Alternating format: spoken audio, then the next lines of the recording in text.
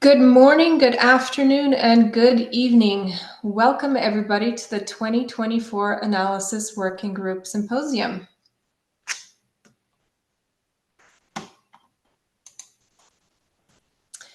Before we begin, I just wanted to give a big shout out to Blue Marble Space for providing the Zoom platform and for sponsoring this event, as well as Marco Bolt from KBR for his stellar support of this event. As you are listening to the amazing work stemming from our Analysis Working Group community, if you are interested in the work and are inspired to join and contribute to the community, we highly encourage you to join the team. You can do so by filling out this request to join the Analysis Working Group form. You can access it through this QR code on the left-hand side. And also, we'll be putting up a link in the chat. And if you happen to miss the links right now, don't worry. We'll be putting up the link throughout the event. So as you are feeling inspired, you can sign up at any point during the event. One quick mention on questions. We will be using Conference.io to capture questions for the presenters. I will not be monitoring the Zoom chat for questions, so please do not put questions in there if they pertain to any of the presentations. For those of you that have not used Conference.io before, you're simply going to click this plus button to add a question. You're going to type in your question and press enter, and then once it is public, you and others can use the caret to upvote any questions you like.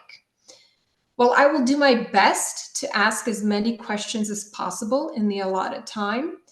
I will be prioritizing questions based on the number of upvotes. You can access Conference.io through the QR code in the left-hand corner here, as well as in the chat. Marco will be putting the link in there.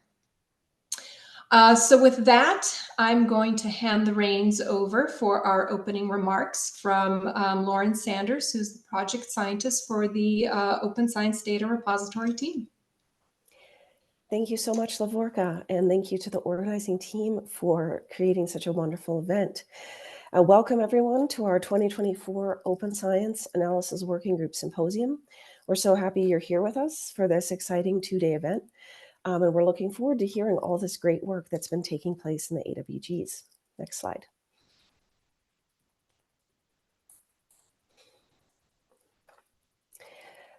I'd first like to set the stage for the research that we're going to hear about. Why are we focused on this work? And it's because as humanity is just advancing farther and farther in space travel, it's becoming increasingly urgent to understand the effects of these biologically relevant environmental factors that change and can be encountered in spaceflight. And these factors, of course, include altered gravity, increased exposure to radiation, altered day and night cycles, which have an impact on circadian rhythm, altered temperature and atmosphere, and isolation. And we need to understand the impact of these stressors in combination as well as in isolation. Next slide. So the NASA Space Biology program focuses on investigating several elements from the molecular level all the way up to developmental processes and full organisms. And understanding how these basic life processes change in space also contributes to our fundamental biological knowledge here on Earth. Next slide. So with these goals in mind, NASA offers a number of biological open science resources, ranging from the Biospecimen Sharing Program, the NASA Biological Institutional Scientific Collection, NBISC, all the way to the Ames Life Sciences Data Archive, ALSDA, and GeneLab, which we're going to be hearing more about today. Next slide. So the work we're going to hear about today is made possible by the wealth of data that's available in the Open Science Data Repository. So this is a combination of the data from ALSDA and the data from GeneLab. And these rich data include phenotypic, physiological, behavioral, environmental telemetry, mission, and hardware data from ALSDA, and raw and processed omics data from space biological experiments in GeneLab. Next slide. And can you click through? Thank you.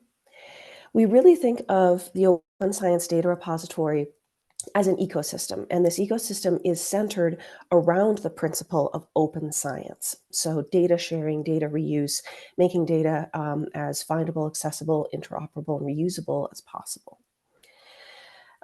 We not only provide the data repository where you can find access to the curated data that I was just talking about, but also we provide a data submission and workspace for investigators who are generating this data.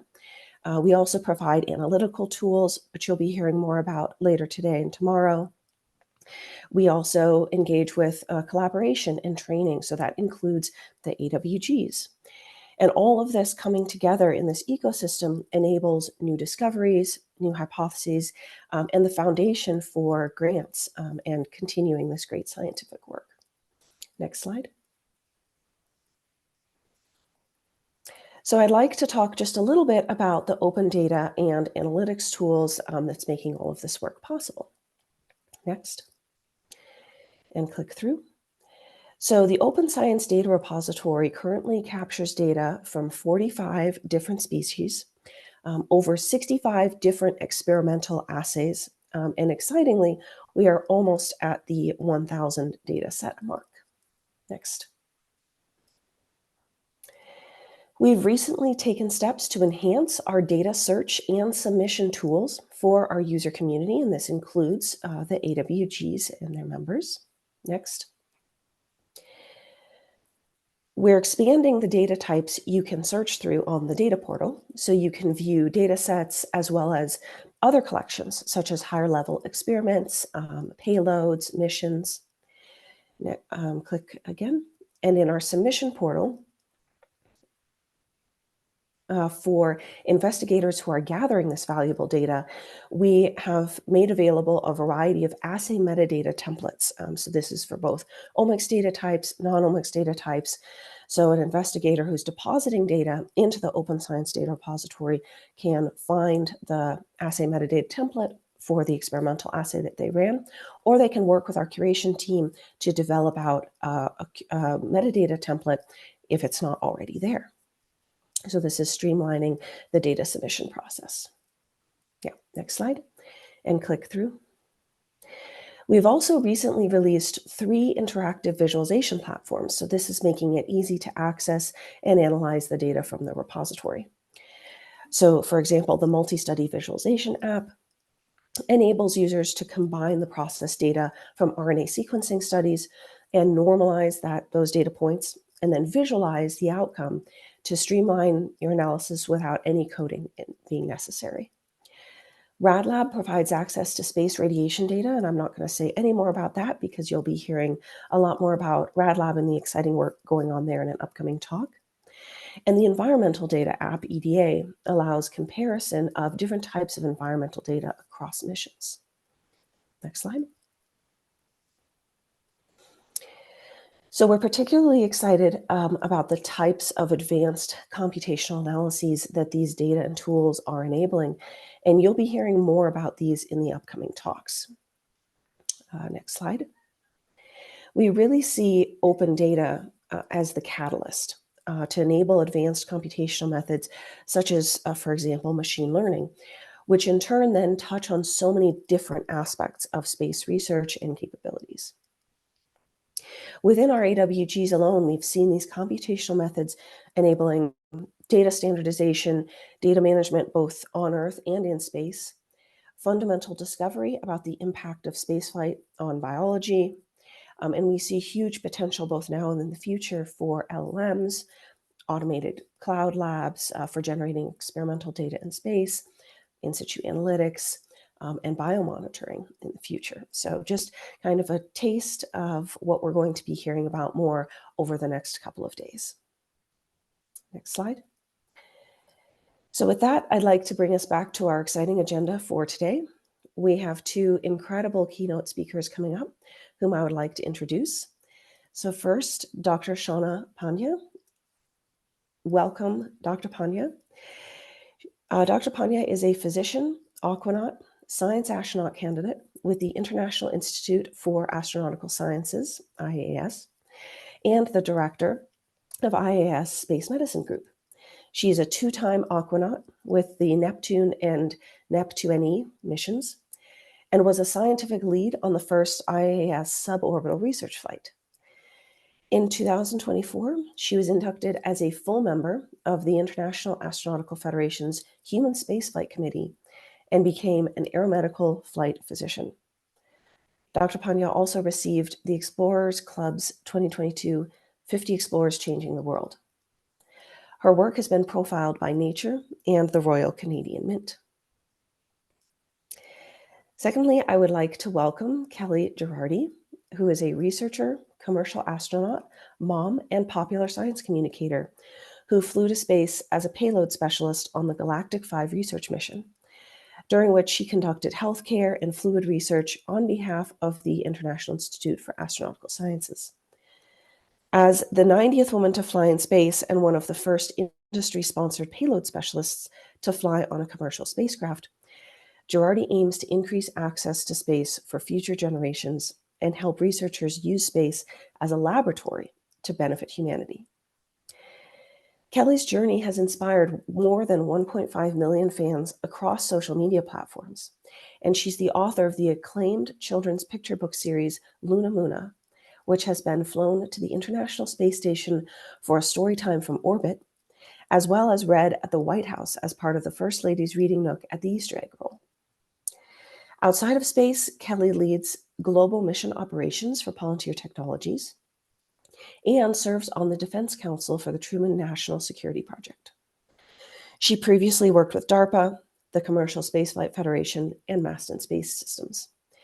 She's a fellow and former executive board member of the Explorers Club and carried the club's flag on a crew rotation to the Mars Desert Research Station. She resides in Florida with her husband and their daughter, Delta V.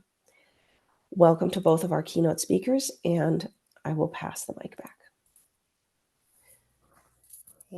Thank you so much. I really appreciate it. So I now realize my bio is a little bit too long, so I apologize for that. But thank you for the kind introduction. My name is Kelly Girardi, and together, along with my colleague, Dr. Shauna Pandya, we're really honored to be able to have the opportunity to address everyone today and share this keynote together. So for the first half of the presentation, and truly just for the first 15 minutes, we don't have slides, so it's just going to be eye contact, you and me. But I really wanted to take a little bit of time and about 15 minutes to share a little bit of insight into how we got to the point of the Galactic 5 research mission, where I flew as a payload specialist, as Lauren mentioned. I'm going to start at the very beginning, but I'm going to keep it very brief, I promise. I grew up in Jupiter, Florida, which is very on brand for someone with my particular passions in life.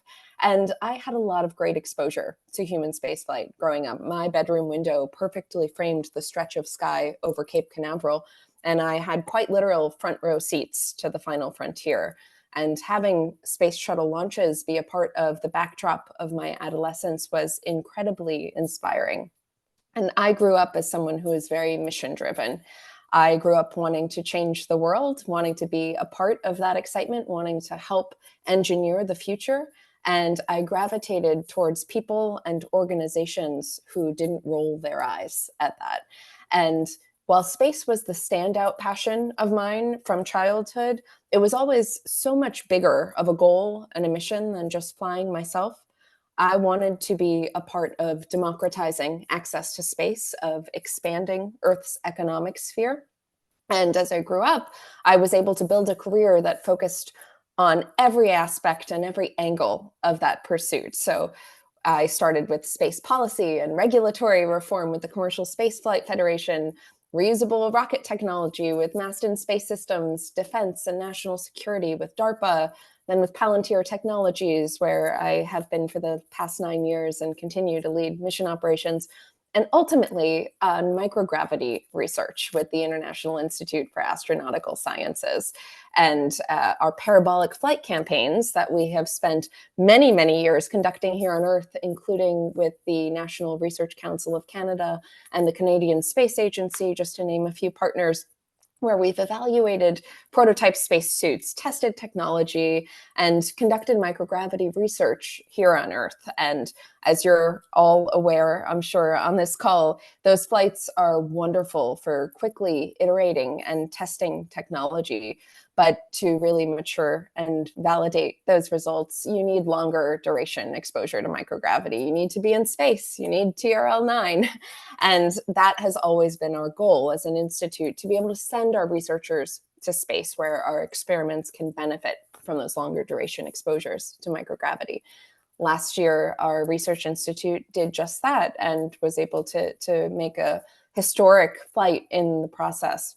So I had the opportunity and the profound honor to represent our organization as a payload specialist on the Galactic 5 research mission with Virgin Galactic. And I flew alongside an old friend and CSF colleague, Dr. Alan Stern, who I'm sure many of you are familiar with as well, who represented SWIRI. And together, our flight represented the first non-government human-tended suborbital research flight, which has been a shared goal for our research institutes for many years. So Shauna, my co-PI and science co-lead for this mission, is going to share a lot more about our research and our institute and our plans, but I thought I would give a very brief overview of the 3 experiments that I operated in space during that flight. They focused on fluid dynamics and human health. The first was a free-floating thermodynamic fluid experiment, which was designed to better predict and control the behavior of fluid in a container in microgravity, which has a lot of important implications for safety, whether it's the new design of life support systems for a spacecraft or how to better administer medication in space in the future. And during my space flight, this was a really incredible display of partnership with the payload integration team at Virgin Galactic. I always like to mention that this was the first time that they let anyone free float anything in their cabin. So there was obviously a lot of partnership from a safety and an operational perspective. And that's something we took very seriously and had a very collaborative relationship with the payload integration team at VG. I had my time in the cabin choreographed down to the second. I was wearing a wrist stopwatch, which captured total mission duration, which I started after main engine cutoff. And then I had a finger stopwatch on my index finger that was tracking the duration of every release of the payload to free float. And this was something that was so interesting because immediately in space, the payload started to behave in a way we had never observed it behave during parabolic flight here on Earth. And because you had a human researcher who was operating that payload, I was able to go off script, off of my wrist checklist, and instead follow that thread and see if I could try to reproduce that behavior again in my next release. So that was just something very exciting off of the bat. The second experiment was related to insulin resistance. There's growing evidence that long duration spaceflight induces insulin resistance, a pre-diabetogenic state, but still uncertainty as to how quickly that may happen and those changes are induced. So I wore a continuous glucose monitor in my arm that was capturing and storing glucose readings before, during, and after spaceflight. It was one of the first times that a CGM has been worn in space. And in addition to, the research that I just mentioned, it was a personally compelling piece of research to participate in. My mother has been insulin dependent for my entire life, and having a large platform online where a lot of the people who follow me are parents of type 1 diabetic children. I get messages every day saying that when their children were diagnosed and had that first meeting with the doctor, one of the things that the doctor told them was not to worry. This was, going to be a manageable condition. The only thing you can't be is an astronaut. And that was devastating to a lot of children to hear, and future astronauts. And I'm really excited to be a part of opening up access to space for a much more medically diverse population than historically has been possible, and making sure those children know as well that not even the sky is a limit on their dreams, and getting to help test and validate this technology in new dynamic environments. So that was exciting. And the third experiment was a wearable sensor system called the AstroSkin, which is designed to measure the biological effects of spaceflight on humans. The AstroSkin is currently worn by astronauts on the International Space Station, but our flight was the first time we were able to collect data during launch, reentry, and landing as well. we also have a lot of heritage with that, which Shauna will talk about more. We were among the last humans on Earth to be able to test and calibrate that payload before it was sent to the International Space Station in 2018 with astronaut David St. Jacques. So it was really exciting to get to contribute to that data as well. So as this was a suborbital spaceflight, obviously my time in space was choreographed down to the second. I was maximally task loaded, perhaps too ambitious. That was, a point that we debriefed about as a team. I was acutely aware I had one shot to get the data, and I was very well prepared because of all of the new elements of the spaceflight and the responsibility and the safety and the choreography. I practiced one-handed release and restowage of the payload. I did it blindfolded. I had the muscle memory.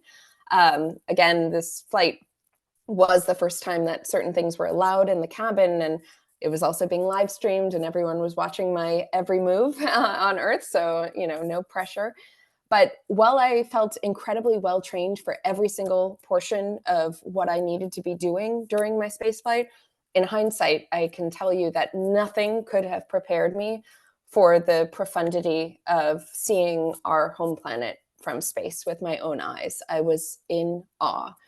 I know we've all seen images of the Earth from space and from much further away than I was, but the difference for me was experiencing Earth as a planet and the cognitive dissonance of being both a part of it and slightly outside of it.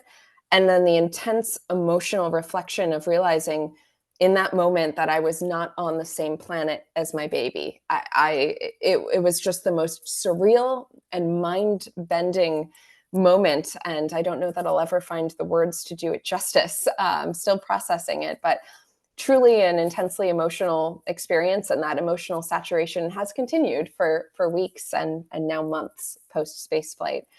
The most rewarding part that, I'll end on before I kick it over to my colleague is that, experiencing this through the eyes of my 6-year-old daughter has been so powerful. Her name is Delta V, which again is not surprising to anyone who knows me.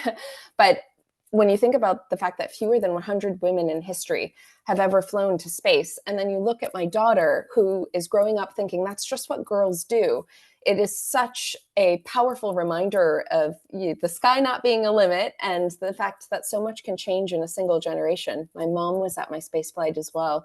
She was born before humans had ever flown to space. When she grew up, women in the United States were not eligible yet to fly to space. And one single generation later, she watched her daughter reach for the stars and she watched her granddaughter take it for granted. And I think that was a really powerful reminder to me. And the same way space is a huge passion and part of my identity, so too is being a mother. Visible representation is something critically important to me, especially for those of us who have careers in STEM. It's why I share so much of my personal life on a very large social media platform. I want to reach mission-driven younger women who are second-guessing if they can balance a career and a family one day. And I want to reassure those of us who are sometimes made to feel guilty on those days or weeks when the scales don't perfectly balance, because we need those perspectives in our industry. We need to cultivate the broadest possible set of perspectives and novel approaches to complex problems. So I will wrap up by saying we are at the very beginning of humanity's baby steps into space, as you know better than anyone. And when I think about the fact that I was one of the first 100 women to have this opportunity, it's mind-boggling, but it reinforces that the limiter to human spaceflight has always been access and not aptitude. But that's changing. In the next few years, we will double, triple, quadruple those numbers. And I intend for many of those next generation of travelers to be my colleagues at IIAS, who will use space as a laboratory to benefit humanity. And I will hand things over right now to one of those esteemed colleagues, a physician, a dear friend, a future astronaut you'd be foolish to bet against, Dr. Shauna Pandya. Thank you so much, Kelly. Thank you for that wonderful overview of our incredible journey. First of all, can I just get a verification that you guys can see my slide, you can see me, and you can hear me okay? We sure can. Awesome. Okay, so This was like having dessert first. You got the icing on the cake. You got the astronaut's perspective. So my job is to fill in the gaps. And luckily we have lots of pictures to back it up. So the title of my portion of the keynote today, which isn't just my portion, as you'll see, this is a very human story and it is a very community-oriented story. It is called For All. There is a small reveal, so that's only part of the title. We'll get to the title towards the end. And we will be talking about the role of science and the role of human operated payloads, as well as teamwork in the context of the current space science and human exploration in spaceflight community and atmosphere. So you heard a little bit about me already. I don't need to belabor my background. I am the International Institute for Astronautical Sciences Space Medicine Group Director. I'm a physician, I'm an aquanaut, I'm an explorer, and most fundamentally, I am a curious person. And one of the greatest successes I've had in science, in space medicine, and in biomedical payloads is simply asking questions, specific questions, as you'll see. So I won't belabor my bio, but let's talk about what we're going to talk about today. So by the end of today, I hope you'll have a sense of who we are at the International Institute for Astronautical Sciences, how we approach inclusivity, teamwork, citizen science, human-tended payloads, and our operational and increasing operational experience through our test beds, and how we've paved the way to open up our research sphere from parabolic flight to suborbital flight. And then we'll finally end by talking about our commitment to open science, data sharing, and why it matters, especially today. So let's get to the IIS-01, the name of Kelly's mission on the Galactic 5 mission story. Kelly told you that when she got to space, her world view changed. And this is what it looked like. So, in case you can't tell, I think Kelly was awestruck by simply seeing the Earth. And as you'll see throughout this presentation, this is in the midst of a very operational, dynamic environment, while also focusing on our payloads, nailing the choreography, but also taking the time to appreciate just how fragile we are and how minimal and almost insignificant we are in the big scheme of this great pale blue dot.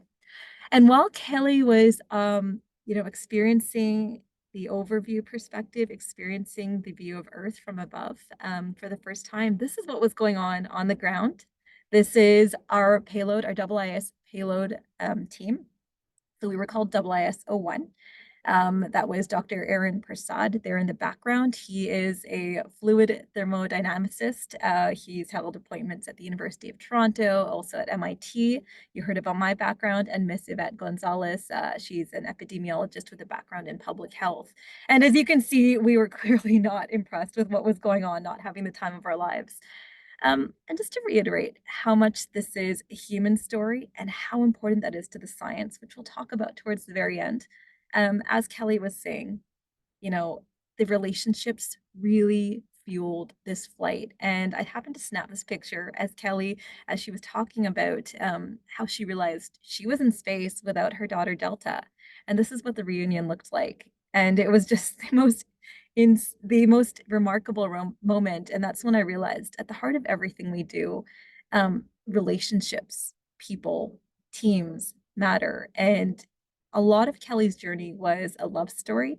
And 90% of what we've accomplished as an institution is a human story, and that drives the science, and it's so critical. And so rather than talking about the payloads, we'll talk about them in the context of what they mean for humanity, for science, and for driving that science forward. So let's get to it. We're talking today, the theme of the AWG today is Bridging Space Biology and Advancing Technology. We're going to talk to you about a tale of three payloads. Kelly did an excellent job of laying out the three payloads that Aaron, Yvette, and I co-PI'd on her flight. So you heard about the biomonitoring device, the AstroSkin. So this is the one on the far left of the screen. This monitors respiration rate, heart rate, pulse oximetry, blood pressure, heart rate variability. And this was the first time that this device was deployed from launch to landing, not just in the microgravity environment, but in changing G environments, including the transition from hypergravity to microgravity, as well as in the hypergravity environment. We also were the first to deploy a continuous glucose monitor in the suborbital spaceflight environment. And as you heard from Kelly's talk, we know that from the data from orbital flight, spaceflight accelerates aging, causing increased insulin resistance and leading to a pre-diabetogenic state, but we don't know the time frame in which this happens. And if we're truly committed to making space inclusive, then we need to start asking questions. And then finally, we had Aaron's fluid cell payload, which looked at the dynamics of how fluids, isolated fluids, so this was pure sterile water, no air, no oxygen, no carbon dioxide, how that stabilizes in a perfect or an ideal microgravity environment, and having insight into how these fluids behave offer us insights into how or pave the way for how different fluids will operate in the microgravity environment, whether we're talking about loading medications into syringes, looking at fluids within a closed loop life support system, looking at how blood might operate in the case of a trauma or a surgery in a microgravity environment, or even predicting the position of rocket fuel in the tank of our spacecraft. And there's also terrestrial benefits as well. So the fluid cells that we have and the configurations that we use, they're very carefully obscured here because we're still working on the data, are also reflect the micro and nano structure that we would need to replicate the fluid dynamics and fluid cohesion and surface tension on a 1G environment, but at a much greater scale in the microgravity environment. So that's the overview of what the payloads we were testing on the ISO-1 mission were. But we're going to pause here and start at the beginning because I realize many of you are totally new to our institution. So welcome to the International Institute for Astronautical Sciences. We are a 501c3 non-for-profit based in the US, even though I'm Canadian, Aaron's Canadian as well. And we have a commitment to democratizing science, making space operations and science accessible, turning professionals into citizen scientists and eventually scientists. We have a commitment towards international stewardship and inclusivity and empowering all communities, especially those that have not previously had access to space. And we do that through our test beds, through teaching, and that starts with ground school. So our AST 101 ground school is where you come to become part of the AAIS community. And basically the requirements are, do you have a STEM background? And even if you don't, there is an academic stream called the Possum Academy that you can apply to. A pilot's license is nice to have, but not need to have, as is a scuba diving license, as well as medical clearance. So basically you have to have a predisposition for liking this stuff, to simplify, telling us why you want to be part of the program, and showing us that you want to be part of this community. And I think the caliber of folks who've come to our program speaks for itself. You've heard about Kelly, who is our first ever astronaut. In the lower left corner here, you can see Uliana Horodowski. She is a world-renowned glaciologist. She's been top 100 in previous NASA selections. Our course, our community includes soon-to-be flown community civilian astronauts, Amanda Nguyen and Dr. Ayman, a cardiologist. So we're amongst good company here. And so when folks come and apply to our AST 101 ground school, it's basically learning how to operate in teams, in highly operational environments, and how to be an operator. Our candidates are taught principles of aeronomy. They go through hyperbaric altitude chamber testing, and they also get to fly aerobatic flight to get a sense of what changing G environments are. And they also get the experience of flying a simulated suborbital mission in our commercial intervehicular activity spacesuits in our suborbital flight simulator. And so I told you a little bit about who comes to our program. But we've been doing this for the better part of 10 years now. So this will be my 9th year with the program. I was the second ever class to go through, and we have hosted over 60 countries and 500 candidates. We've hosted physicians, scientists, artists, military veterans, nurses, and lawyers even. So folks from all backgrounds, from all nations, from emerging nations. And we also have a commitment to empowering those who have not traditionally had access to space through our flagship outreach programs, including Space for All Nations, with a commitment to empowering and facilitating access for emerging nations, as well as through the Possum 13. That's an extension of the Mercury 13, the 13 women who were trained and performed as well as if not better than the Mercury astronauts in the early days of human spaceflight. So that is a program that is dedicated to catalyzing opportunities in space for women and underrepresented groups. And finally, Out Astronaut, which is our branch that seeks to uplift those of the LGBTQ plus community. So that's who comes to our program. Those are our values.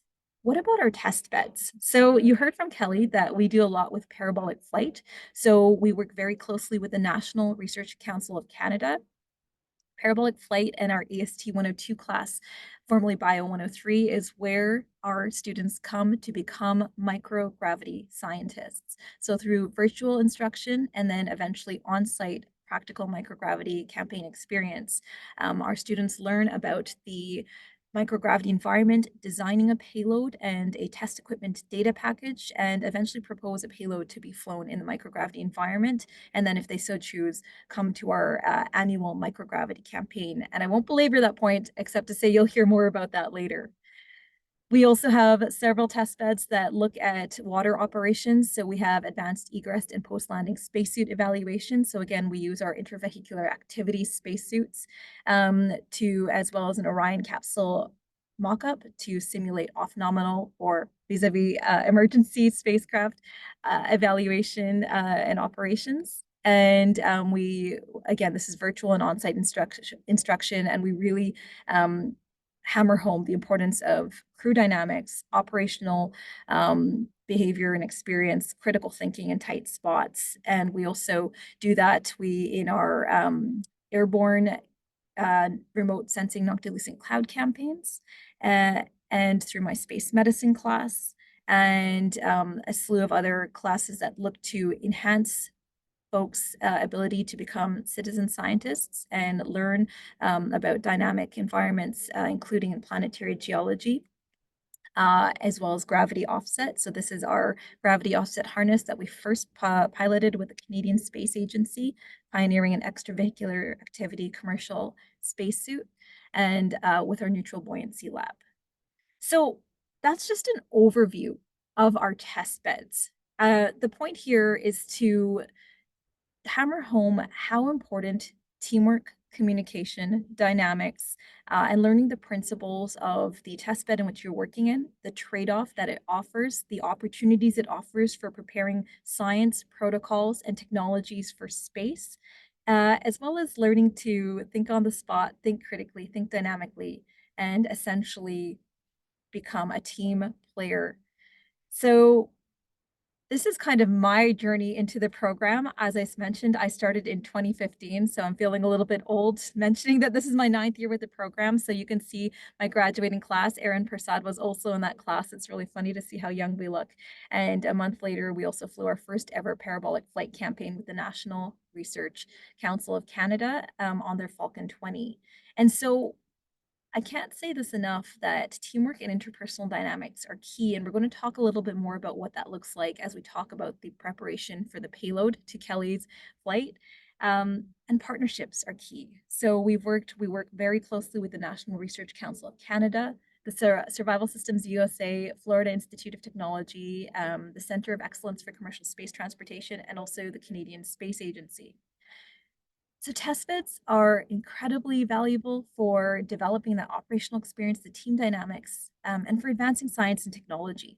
So let's fast forward to 2018, where the story of how our payloads came about really kicks off. So This is the relationships that we formed, where we learned how we work under pressure, where we might have strengths as well as weaknesses, and learning to cover that for each other, comes through years of experience of working very tightly together. So in this snapshot, you can see Yvette and Kelly up front. You can see Aaron, he's our bioastronautics director. I like to say that he thinks in microgravity, coming in and just laying out the how the day will go. And so I can keep telling you about what our microgravity campaigns are like, but I'm just going to take a quick second to show you.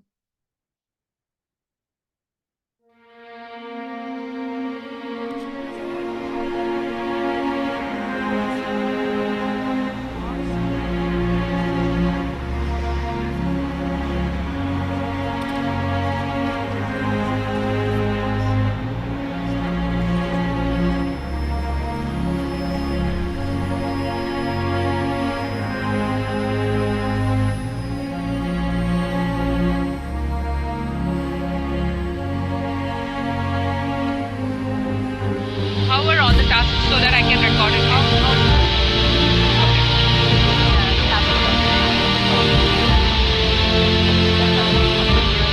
No rain in the back, huh? No rain in the back. Umbrella?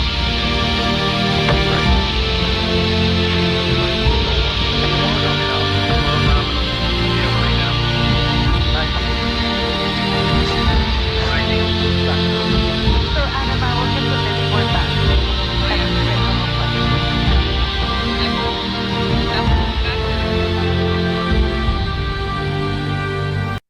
So this is where you come to really to learn a human intended payload operator. So I've often heard it said about med school is where you learn to learn, and then residency is that license to apply that tenfold. I've heard that about private pilots licenses, that a private pilot's license is really just an excuse to learn as you graduate to commercial's pilot's license. And that's absolutely true of the graduation from our ground school to our other operational test beds. And so how we go about working and training as teams, you can see in this video that everyone knows their roles, and also in the ground school. So we gather as a team around the table, we brief on our common objectives, we then break off into our teams, and we practice in chairs, we practice each maneuver parabola by parabola, then we fly the mission in air quotes on a grounded aircraft.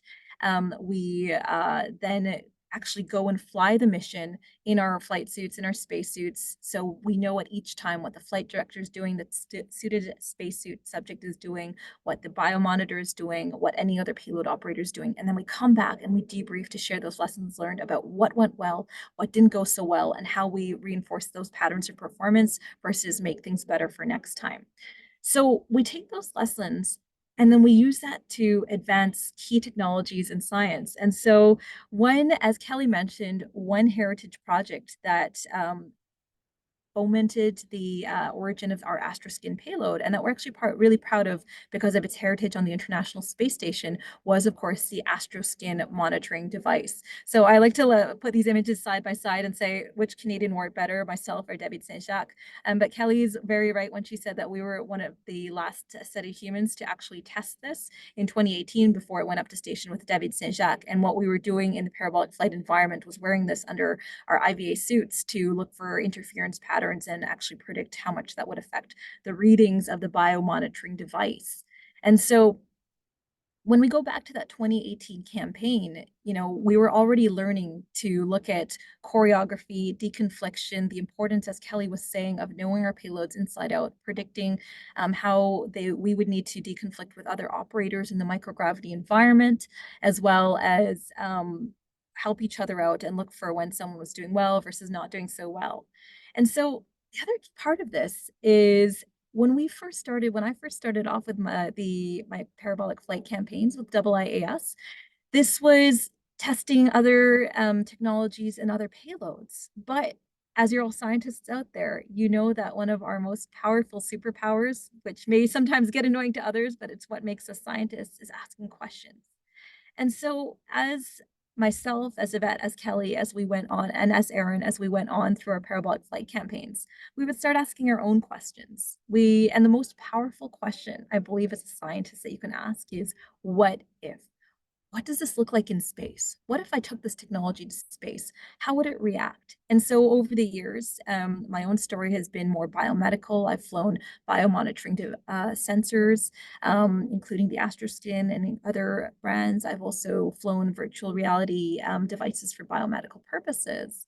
And we've also, as you've seen with Erin's work, furthered what we know from how fluids react in the spaceflight environment. And so this is a video from 2023 of what some of those payloads look like. And we're actually configuring it in different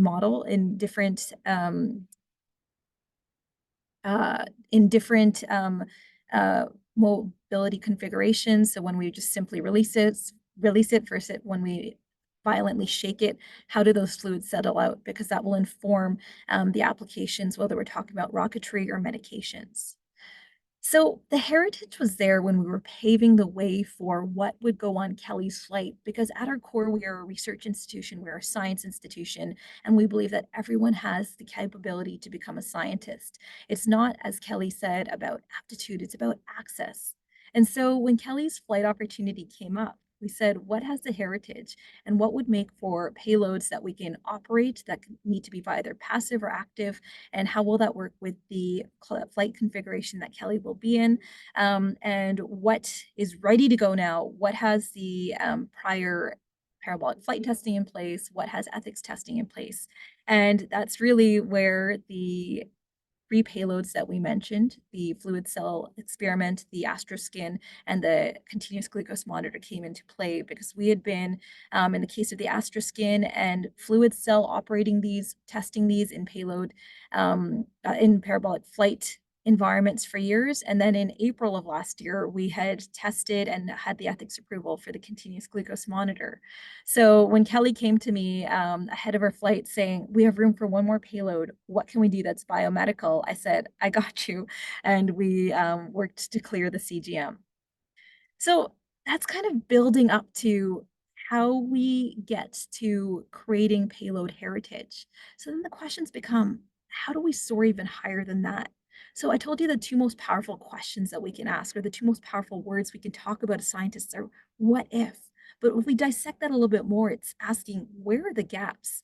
And in the case of the Astroskin, it was pretty obvious that we didn't have that microgravity transition or hypergravity data of how the Astroskin device operated in those particular conditions. So then it's with the test beds we have, it comes down to asking how might we test this, and how might we get there? And the key word that I want to add at the end of that is, how might we get there together? So in the last few minutes here, coming back to our 3 payloads, I want to talk about what it takes, using lessons learned from Kelly's flight, to evolve from a human-tended parabolic payload to a human-tended suborbital payload. And this is a whole laundry list, and some of them we're going to go through in a little bit more detail. But I think many of you, being scientists, being life sciences and medical scientists out there, will appreciate point number 4, which is ethics reviews and revisions, and more revisions, because that definitely was my life leading up to both the parabolic flight as well as the biomedical payloads on Kelly's flight. Having the experience of developing test equipment data packages for 10 years of parabolic flight campaigns through Erin's microgravity course, and learning how to think in microgravity, knowing how to perform hazards analysis, and then using that baseline knowledge to be able to perform payload modifications, and then having that experience of payload choreography and deconfliction. We're actually going to see what that looks like in a few slides' time. But let's get to some of the lessons learned. So I said at the beginning, this is a human story. And it starts with having dreams, because Kelly mentioned that since she was a little girl, she wanted to know that space was for her and that she wasn't going to let anyone stop her, and nor did she. And just like her, since I was young, I wanted to follow in the footsteps of Canada's first ever female astronaut, Dr. Roberta Bondar. And I have those spaceflight aspirations for myself, as I do know, and I know there's more than a few of you out there in the audience who do as well. So part of it is aspirational, and part of it is kind of realizing that you can manifest what you want. And so my favorite manifestation of this was at a black tie event when Kelly dressed for the job that she wanted. And so this is at the Explorers Club in 2019. I took the black tie a little bit too literally, and Kelly came in true Explorers fashion and manifested that, you know what, she is going to become an astronaut, which is, I think, the best way to show up to any black tie party. It also took a lot of support. We are very supportive of each other. And I think one of the most prophetic conversations that I came back to and when I was preparing for this talk was in July 2021, when Virgin Galactic launched for the first time. We were watching Branson, we were watching Sarisha come back to Earth. We were celebrating. And Kelly and I were texting in the background, and I said to her, I will do everything in my power to be at your launch when that day comes.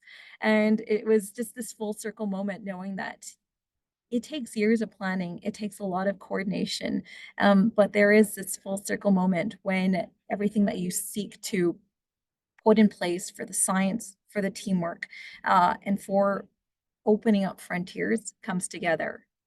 There were also a lot of technical moments. So there were so many pre-briefings, briefings and debriefings. This is actually a photo of us in early morning.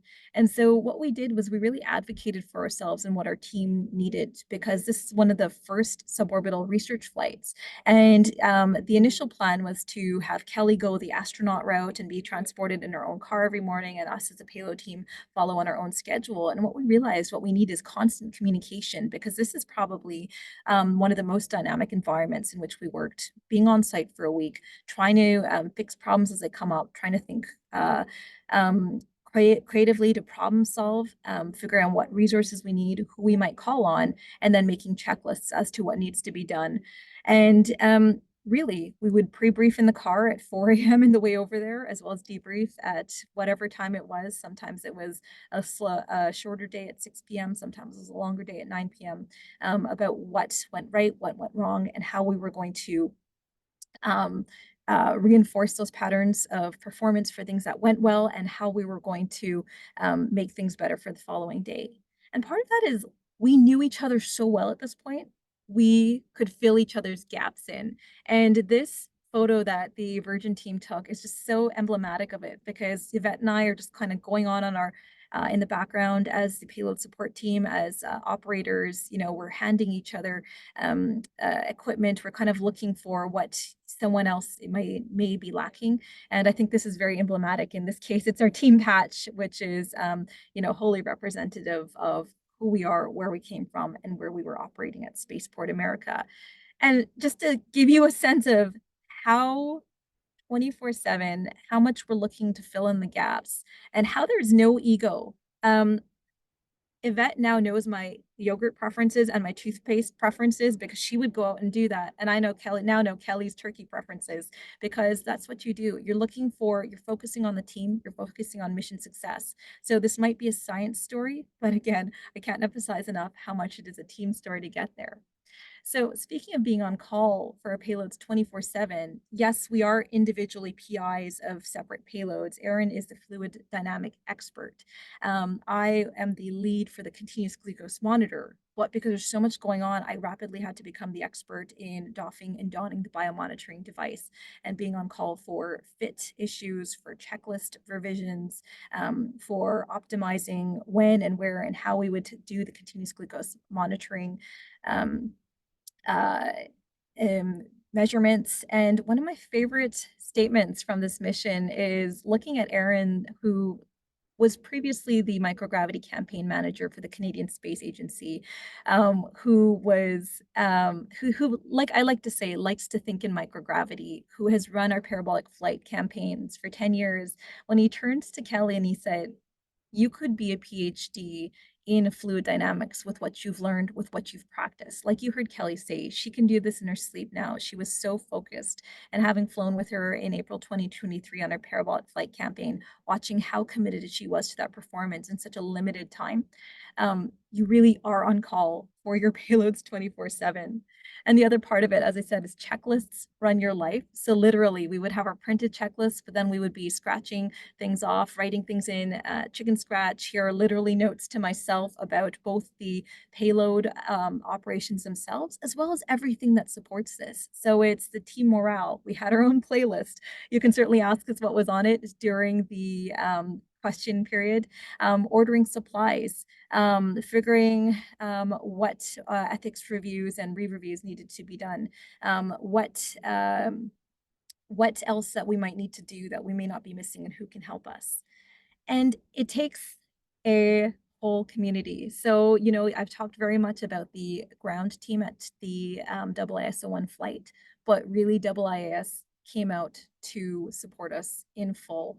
And you can see that through our core team, who our executive director, our operations officers, they were there behind the scenes to create swag on their own free time, to make sure the community live stream was working, and to make sure that this team had what it needed to succeed in a very critical time period and a very short time in which to succeed. And so you may have seen on that first list that there was also relying on the kindness of quote unquote strangers. And what I mean is that no matter how much you plan, no matter how much you practice, you are going to need to learn to think critically and fix problems as they arise. And why I say quote unquote strangers is when we started off the working with Virgin Galactic, we didn't know each other. I didn't know their medical team. Aaron didn't know their payload team. But by the end of it, we became really good friends. You know, the medical team came to bat for us when we noticed that there were, believe it or not, Canadian and US interoperability issues between our continuous glucose monitor and which cell phone you had, which was an unanticipated problem. The payload team, I mentioned that we needed to advocate for our payload and what we needed in terms of cabin configuration, deconfliction with other payload operators and participants on the flight. The payload team came to bat for us, and especially for the fluid cell payload, and put in more than it sometimes feels like more than 24 hours a day to make our payload happen successfully. So that was the lead up to Kelly's flight. And I showed you her face of what she was going through when she looked back at the Earth. Let's take a look at what we experienced when we were watching her flight on the live stream, because it was sort of like being this Olympic level performing team and having practiced for so long and relying on your star figure skater to nail their routine. And this is what it was like for us on the ground. She's doing so good. They've just been given the welcome to. And so we were just so excited. We know you can't do much because it's, you know, you've trained for this moment. You just have to trust your star astronaut in this case to perform. And Kelly delivered that day. And I wish I had the video of Aaron's reaction to the microgravity data, because it is pure joy. It's if you've ever seen the double rainbow meme, it was like that, but for fluid cell dynamics. So there is so much invested in this. You really only have one shot. If something goes wrong, you are not guaranteed a second shot at this. So it really almost is the stress of being an astronaut, but the stress of also being a performer, because you have less than 3 minutes of microgravity to do everything on your checklist, whether that is sending a message to your daughter versus performing an active payload versus taking time to look out at Earth. So Kelly, you nailed it. And we always brought our sense of humor with it. So we made Kelly a sign when she landed saying, "Congratulations, Kelly, you have made it." TRL 9. So you fully deserve that title. So on November 2nd, 2023, I'm happy to say that as a team and as a community, we successfully launched the first of 3 payloads and what we hope to be the first of a pipeline of many more research flights. And it started with a tale of 3 payloads as well as an entire history of working together for the better part of a decade in some cases. And so, as you may know, if you follow Kelly and I on social media, we are huge fans of memes. We have very, very big personalities. So here's our version of how it started versus how it's going, starting in 2018 when we first flew on parabolic flight versus in 2023 when we were working on the continuous glucose monitor and the fluid cell experiment, and down to Kelly's flight day. I look very, very sleep deprived because I was, but in the end, we did it. So let's come back to the big picture, because this is the AWG Symposium. I told you this wasn't a technical talk, but it is a science talk. And I told you that there was a small reveal, because the title of this talk is For All. But really it's science for all, space for all, and data for all. And so I told you that two of the most poignant questions we can ask as scientists are what if? But we always seek to push that a little bit further. So what if we could further emphasize our commitment to facilitating access to science, uplifting the next generation of scientists, of explorers, and human spaceflight research scientists? And so today I am proud to emphasize our commitment to open science and open data. And as we finish and eventually publish, we also are committed to working with NASA OSDR to making those data sets available to other scientists to use for good for human spaceflight and humans on Earth. Why does that matter? Because this is one of the coolest times to be a part of human spaceflight. We are seeing evolving mission profiles from long duration spaceflight. We are seeing the evolution of commercial spaceflight. The whole frontier of who gets to go to space is opening up. And each and every one of us today in this audience has a very real role to play in that. So we firmly believe in uplifting those who want to be a part of science and catalyzing that next future and that next phase of human spaceflight. So thank you so much for your attention today. Kelly and I look so forward to taking your questions. And I just couldn't end this without giving more than a few thank yous to our incredible ISO1 team, the ISO IS community, especially folks who really went the extra mile to make operations, merchandise, communications, and our live stream happen. And of course, the NASA OSDR team and the organizing committee. And for the OSDR team, Lauren, I know Ryan likes to say you guys are like 3 peas in a pod, so that one's for you. So thank you very much. Let's turn it over to questions. I'm so excited to share our passion for data and spaceflight with you. Thank you so much, Kelly and Shauna. That was an amazing keynote address. We have a lot of questions for you. So let's see how many we can get through in about 4 or 5 minutes. So first question here is for Kelly. Was there any difficulty keeping the continuous glucose monitoring adhered to the skin during the transition to and from microgravity? Yeah, it's a great question. No, there wasn't. And it definitely was a discussion topic with the Virgin Galactic medical team, with our medical team. We did validate this in a high gravity environment during high G aerobatic flight to make sure that everything stayed put, and we were able to demonstrate that to the Virgin Galactic team as well. And there was no discomfort or movement. We also tracked everything with a purple marker as well to see if there was any migration even of the payload and the CGM in my skin, and there was not. What I will say as a fun anecdote is there was a mandatory medical debrief right after my space flight, and the only thing that I had to report was mild cheek soreness because I was grinning through boost the entire duration of the rocket motor burn. So that was the only medical note that I had. Awesome, thank you. Next question is, can you elaborate on the technologies you believe have the most potential to progress medicine here on Earth? Oh, wow. Shauna, do you want to start? Have? Yeah, this is literally my jam. I teach space medicine. I teach technology in the future of medicine. And I meant to mention this in my keynote. Not only is this perfect time to be a part of spaceflight because of the evolution of commercial as well as exploration class missions, but look at the range of technologies that come out.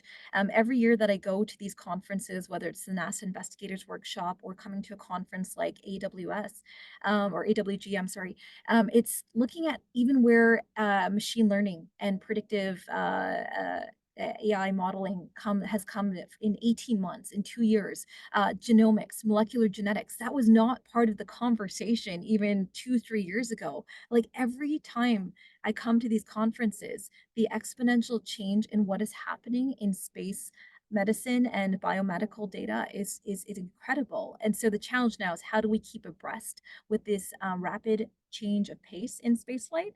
And the more fun part, which may be applicable to you, is what is my role within this? What role do I want to play in the future of biomedical science and human spaceflight? So it is, if you were to ask me to pick a top two, definitely machine learning is a huge part of that. I would say top three. No, sorry, top four. I can't decide. Genomics, pharmaceuticals, AI, and immersive technologies, virtual reality, machine learning. And this is more speaking to long duration space flight, but I have a lot of thoughts. Talk to me afterwards. All right, let's see if we could get through a couple more questions here. For the both of you, what predictions do you have about the future of space travel, whether for research, tourism, or more? Yeah, I can start with my thoughts. As I mentioned in the beginning of the presentation, this is just the very, very beginning. It's our, first small steps as a species towards our next giant leaps. And I think one of the things I get asked a lot actually is my opinion on space tourism. And I think there is almost a sort of assumption that maybe we would think less of tourism or have perhaps negative opinions. For me, that could not be further from the truth. I've been such a champion of the vision of companies like Virgin Galactic, who are endeavoring to democratize access to space and to expand Earth's economic sphere and to create an actual ecosystem, because the government cannot be the only customer in a space. That is not a space economy, and that is not sustainable. That's not what creates giant leaps in the future.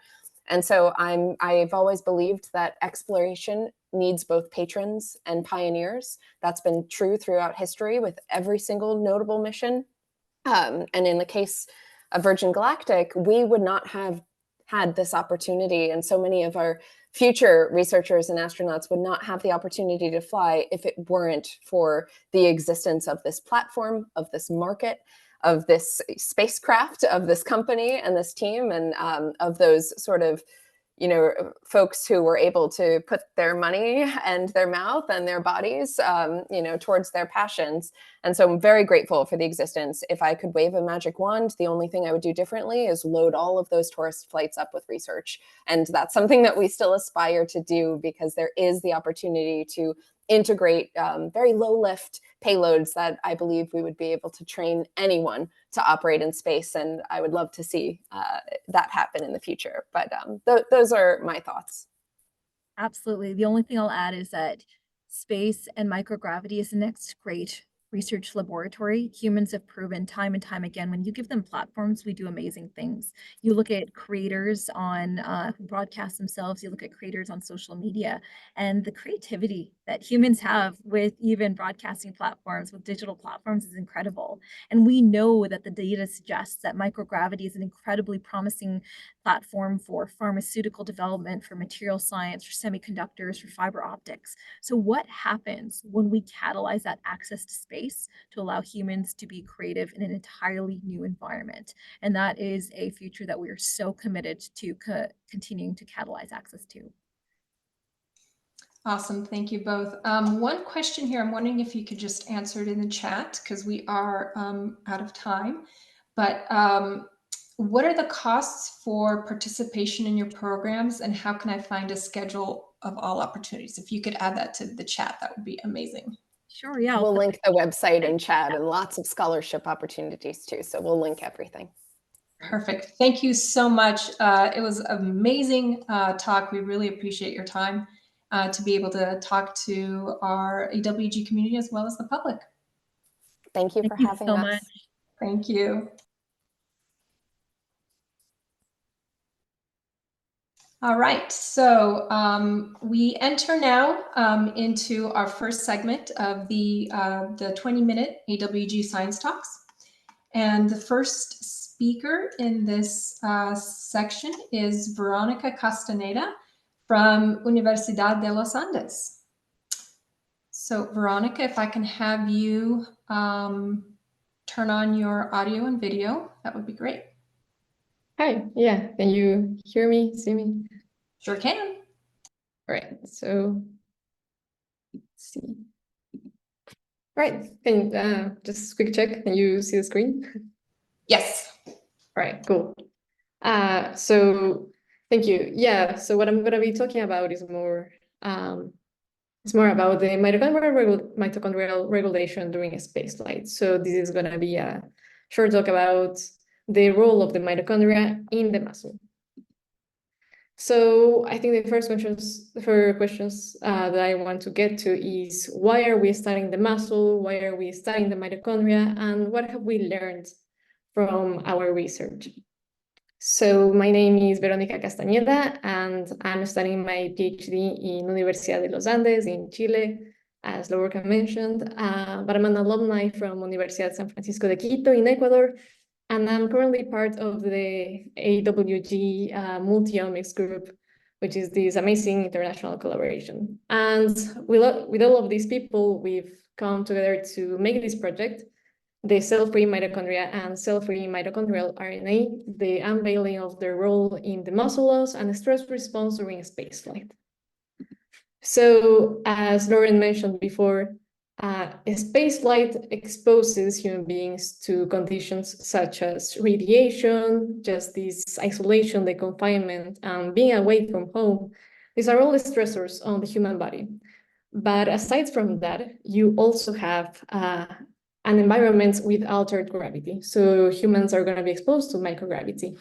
And actually, you can see from the last missions that currently they are taking longer than they used to be taking. So nowadays, these missions tend to have greater exposure to these stressors, radiation, isolation, and altered microgravity. So there have been many studies trying to understand what exactly is going to be the impact of these long-term missions. And for example, one of the effects of microgravity is the muscle loss, which is the one that I'm going to be focusing on in this talk. So we can see that actually there's a volume decrease in the muscle depending on the duration of the missions. So here I'm comparing, this is data from previous analysis where they compare short-term missions that have a duration of 8 days versus long-term missions, which have a duration of 115 days. And you can see that first, all of these, the short and the long-term missions have an effect on reducing the muscle volume. And also the long-term missions have an aggravated effect. So you see an even greater loss of the muscle volume. But not only that, you can also see that there's a specific change in the muscle. You can see a reduction in the fiber change, in the fiber sizes. You can see these in short missions of 17 days. You can also see in the same 17 days, you can see that there's different muscles being affected in the area. You see that some of the muscles that are being most affected are the quadriceps, gluteal muscles, and see, these are all just examples of how the muscle during different missions has been affected. And for example, one of the things that you can see in this other one is that the gastrocnemius and the soleus are greatly affected, and that this change in the muscle is also going to be dependent on the length of the mission. So we can see all that I want to show you here is that we're going to have longer duration missions, and these are going to have an impact on the human body. And some of the things that we want to focus on is the muscle. But of course, muscle loss is not the only hazard of human spaceflight. We can actually see that there's cardiovascular deconditioning. We can see that there's a weakened skeletal system. We can see that there's immune system dysfunction, as well as molecular and cellular changes. So all of these things come together into having a group of characteristics, physiological characteristics that resemble aging. So we can see specifically two types, two groups of people from which their symptoms are going to be very similar to the ones that we see after spaceflight. We can see that people have a great amount of muscle loss that is similar to what we see here on Earth as sarcopenia. But we also see, but we are not only seeing these muscle loss, we're also seeing frailty as something that seems similar of something that we see on Earth. For example, we see muscle loss, we see the immune dysfunction, and these things are going to be something that we can also study, and it is something that if we learn from a space flight, we can bring back to Earth, and we can learn from these things. So these are all the changes that we are seeing, and of course there are countermeasures and things that we are trying to do to prevent acquiring these kind of symptoms. So for example, there was this very cool study where they evaluated the the difference in the strength reduction in people who went to these spaceflight missions, and one group of them exercised on a treadmill and another group did not exercise. So they did this comparison, trying to see if there was an effect, if exercising could actually help to reduce this muscle loss. And they saw that, yeah, when you measured, if you analyze the reduction in muscle strength in the group of people that exercised, they were able to mitigate these loss in strength in muscles that were specifically attached to the ankle.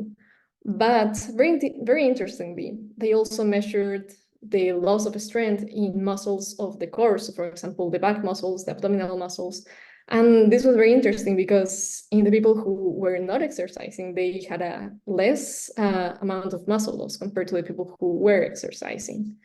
So we can see that, yes, exercising and hopping on the treadmill can help mediate the muscle loss and can help maintain the strength of the muscle of the astronauts during the mission, which is going to help with their physical performance, and it's going to also help them recover faster when they come back to Earth. But it's also going to be hard because you cannot train all of the muscles, and it's also going to be very time consuming, which brings us to the next point, where yes, some of the missions are going to have the facilities to keep astronauts training and to strengthen them, but also, and of course, this has to be accompanied by a proper diet and following the recommendations that are suggested. But all of these, like the training, is not going to be available on all of the missions, and additionally, this is going to be very time consuming. So, for example, trying to tell someone to work out for 2 hours a day when you have so many other tasks to get to, it's going to be very time consuming. And what we want to do is try to find a way in which we can mitigate the muscle loss so that maybe you don't need to work out for 2 hours, and so that we can support, so that we can find a way to support longer term missions which might be coming on. So to study this, for example, there's a couple of groups that are looking into not only human samples, but mice samples to try to understand what is going on in the muscle during the spaceflight missions. So for example, this is something that we were able to find. This is like a data set that we found on the GeneLab platform, and this is something that is open source, so everyone can look into this data. And so we chose to analyze this mission because it's one of the longest mice missions. And so, for example, in this one, the mice were sent to the ISS. They spent 9 weeks up there. And then the data from the gastrocnemius and the quadriceps were collected. And then the authors of this study performed an RNA-seq. And what they found from here, well, it was first something similar to what we had already seen before in humans. We see here a reduction in the muscle volume. Here the red is the flight compared to the ground, which will be the control. So we see that first there's a change in the muscle volume, but also we found, the authors, well, they found that there was a reduction in the expression of these genes that were associated to mitochondrial processes. So for example, we see that there is a downregulation on mechanisms that allow the muscle to generate energy. So for example, the ATP synthase activity, we have a reduction in the ATP synthase complex in general, and oxidoreductase activity. So what this study was saying was that using this, well, this was very informative for us because we did not have samples from from the astronauts, and we did not have the RNA-seq data from muscles. So it was interesting to analyze this in vivo model and understand how the muscle is being affected in rodents. And we found that the mitochondrial processes were downregulated. So we understand now why we're studying the muscle. We had the first clue of something interesting that we could look at. We could look at the mitochondria. But as I mentioned before, we do not have the data of RNA-seq from the muscles of the astronauts. But what we do have is data from people here down on Earth who also show muscle wasting, which is people that present sarcopenia and people that present with frailty. So we started looking at some of these data from humans. And so, for example, we found this data set, which was very interesting, in which they had a big sample group of 20 people with sarcopenia, and they were compared to a group of people who did not have sarcopenia. And the authors took a sample from the vastus lateralis in these patients and compared the expression of the genes of this muscle versus the expression of the genes from their control samples. So here what they found was very interesting. So first, they found a downregulation of mitochondrial genes. And this is a very nice way of showing this because here you have a mitochondria, and this is a great figure because it shows you the different complexes that allow the energy to produce cell for the muscle. So as you can see, these would be the genes that are being downregulated on each of the corresponding complexes in the membrane. And what they found was that the patients that presented with sarcopenia had muscle cells that were downregulating the expression of these genes. So the authors got to the conclusion that mitochondrial oxidative capacity was being reduced in the patients that presented with sarcopenia. We further analyzed this data. We found that it was not only the mitochondrial that was being affected, it was a global metabolism downregulation. But when we did look at more specific sample processes, we found that there was a reduction in ATP biosynthetic process, in oxidoreductase activity, and in a reduction as well in the mitochondrial respiratory chain complex assembly. So this was very interesting because, and this is very good to summarize, because we found that the astronauts have a decreased muscle mass during spaceflight.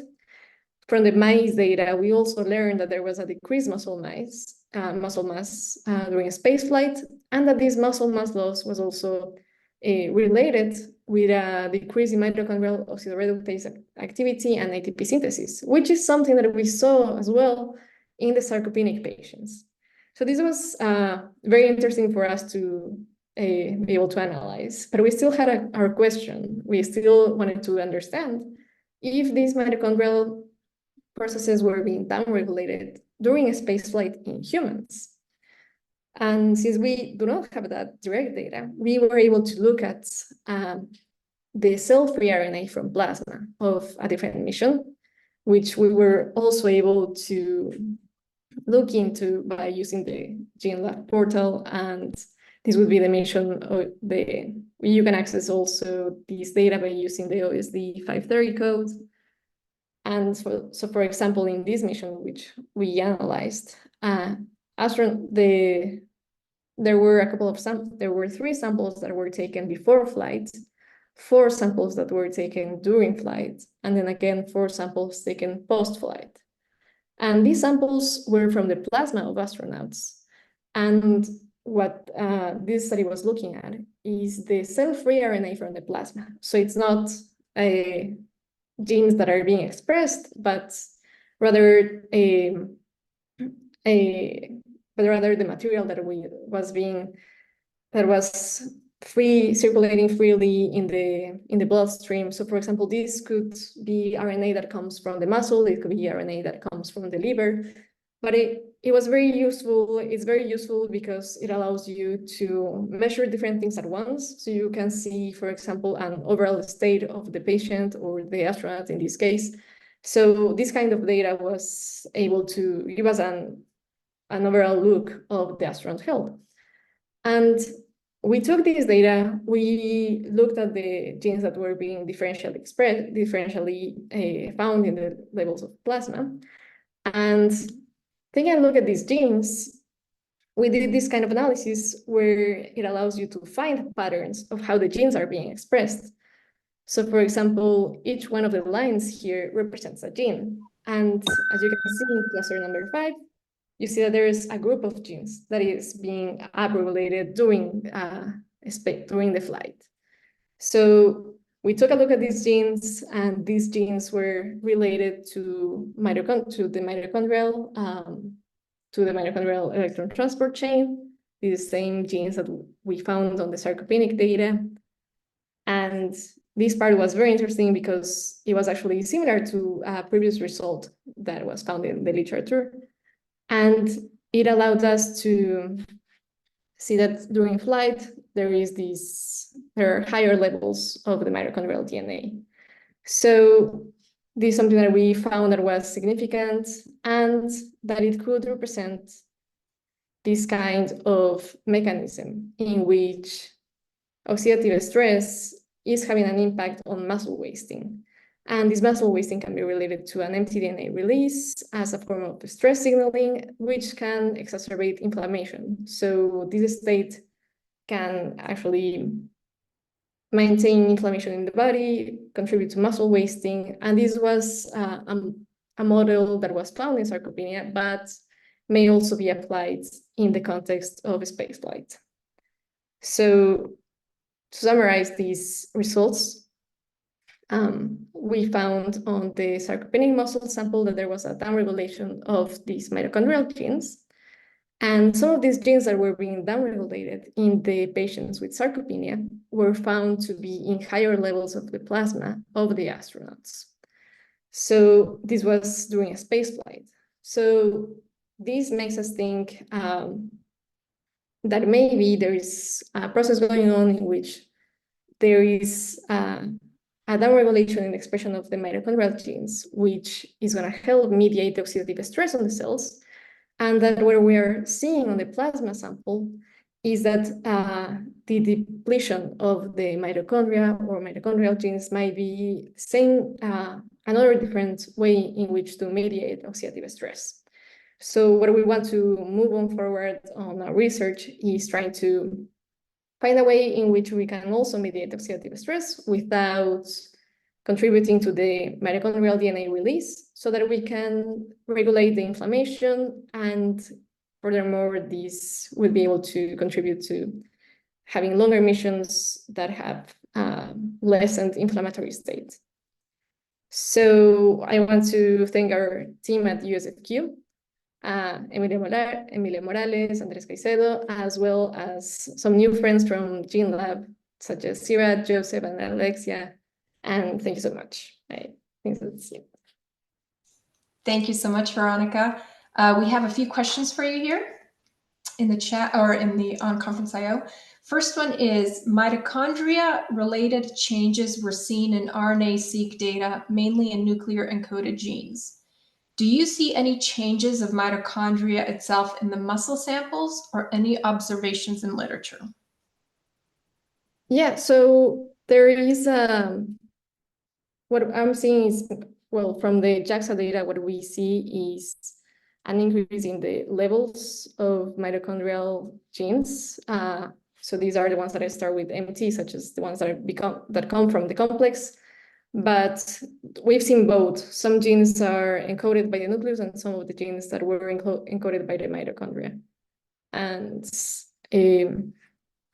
that's the part that we found from the JAXA data. However, yeah, this comes from the plasma freeze, so it's not exactly what the cells are expressing, but rather what the cells have released into the bloodstream. Okay, awesome. A few more questions here. Are the changes in gene expression age specific? And what about sex-specific changes?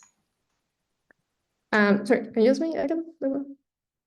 Yes. Are the changes in gene expression age-specific? And then follow-up question is, what about sex-specific changes? Yeah. Well, the changes regarding the sex-specific changes, what we also analyzed was a couple of data from frailty, from people who presented frailty and who did not present frailty, but were the same age. So this is an additional data that I didn't include in presentation, but we saw that there was also, so this would be non-dependent on the sex, but it is very dependent on the age of the patients. But so maybe, let me see if I can show. So for example, this other analysis that we did was try to look at people who had a frail syndrome. So this would be comparing the aged samples versus the younger samples. And we do see that there is an expression pattern that is going to be different depending on the sex. This is why we see this very interesting pattern here. But we see that while there is a different expression pattern in the overall genes, depending on sex, the mitochondrial genes were reacting in a way that was still significant when you pulled the data from female and male patients. So this would be the answer for the response in these genes in regards of sex and age. And yeah, I think this is the part that would answer that better. Awesome. Thank you so much, Veronica. We are out of time. I really appreciate your time and your presentation here. Our next speaker is Robert Reynolds from NASA Johnson Space Center. And on his behalf, Lauren Sanders will be giving his presentation. So let me pull that up really quickly.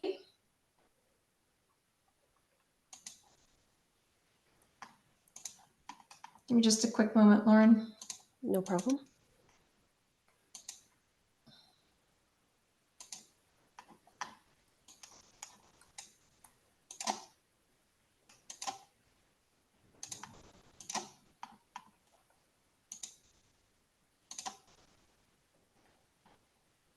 Oops.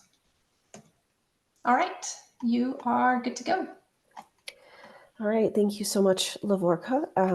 As Lavorka mentioned, I will be giving this presentation on behalf of Rob Reynolds. I was involved in helping to mentor the students who worked on this project last summer as part of the ALSDA AWG, but this really is Dr. Reynolds' brainchild, so I'll try to do it justice. So I'm going to be speaking on using machine learning to validate directed acyclic graphs. Next slide. So today I'm going to talk about what is a directed acyclic graph, or DAG. What do we mean when we say we're trying to validate the DAG structure? What was the project we were trying to accomplish? What's the data that we used from OSDR, GeneLab, and then what were some of our results and conclusions in future work? Next slide. So DAG stands for directed acyclic graph, and DAGs are being used in the context of NASA's human system risks. So I'll talk a little bit more about what I mean by that. And these are network maps that basically represent the causal pathways of how a spaceflight hazard can lead to NASA's mission level outcomes. So that's what I put on the right side of the slide here. So we've talked a lot about the spaceflight hazards already today, ultragravity, radiation, et cetera. And so we treat these spaceflight hazards as kind of the beginning of the causal flow. And we think about how can a hazard or a combination of hazards lead to mission level outcomes like task performance, need for evacuation, loss of mission objectives, loss of crew, and then long-term health outcomes after the mission. So in general, these hazards, we tend to think of them about what are, the physiologic changes that can occur in humans as a result of this exposure. But the DAGs also take into account interaction between the human crew, so behavioral health and performance, which can be degraded due to the spaceflight environment, but also the vehicle and mission systems in which the crew is operating, because those can also be influenced by these hazards. So the DAGs are a way of kind of encompassing all of this information and creating these causal diagrams. And there are 29 of these DAGs currently that have been developed and are being maintained at the Human System Risk Board, or HSRB. So the Human System Risk Board is an entity that manages the process by which this type of scientific evidence is used to establish and then reassess the posture of the various risks to the human system during crewed missions.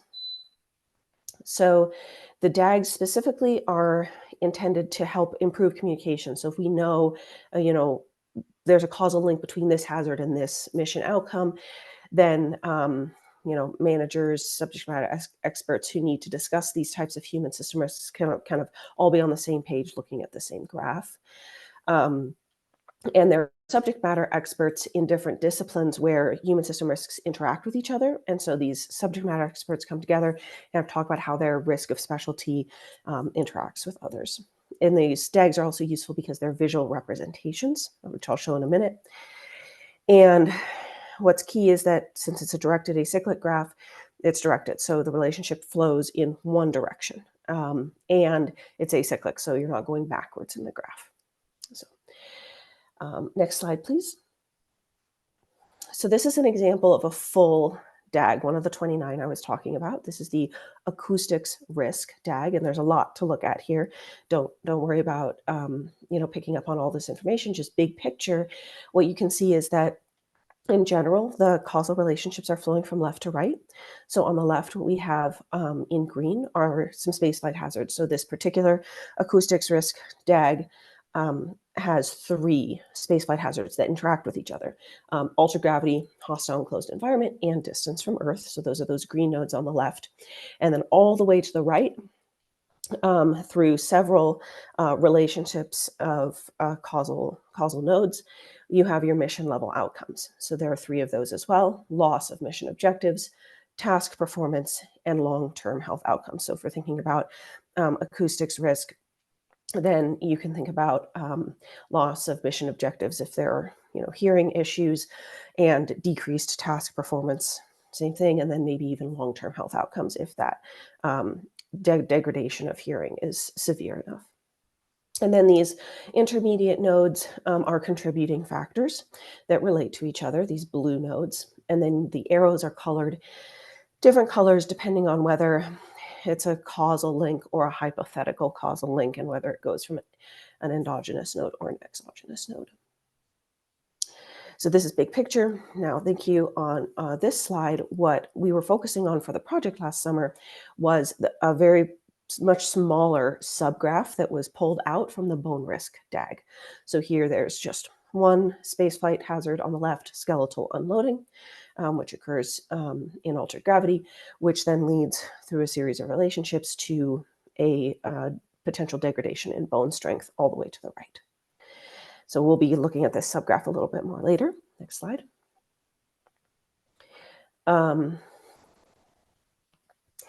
So the reason that we need to think about validating these DAGs is because they were drawn by subject matter experts, as I mentioned, which is great. But even though subject matter experts know a lot, they're not infallible. And the scientific evidence for these risks is building every year. So we get more data every year. So the DAGs that were drawn originally may be incorrect. They may be missing some connections. So in our validation effort, what we wanted to do was to see, using data, how correct, the DAG is. Next slide. However, we ran into the problem that there is no ground truth against which to judge, which is why subject matter experts were brought in the first place.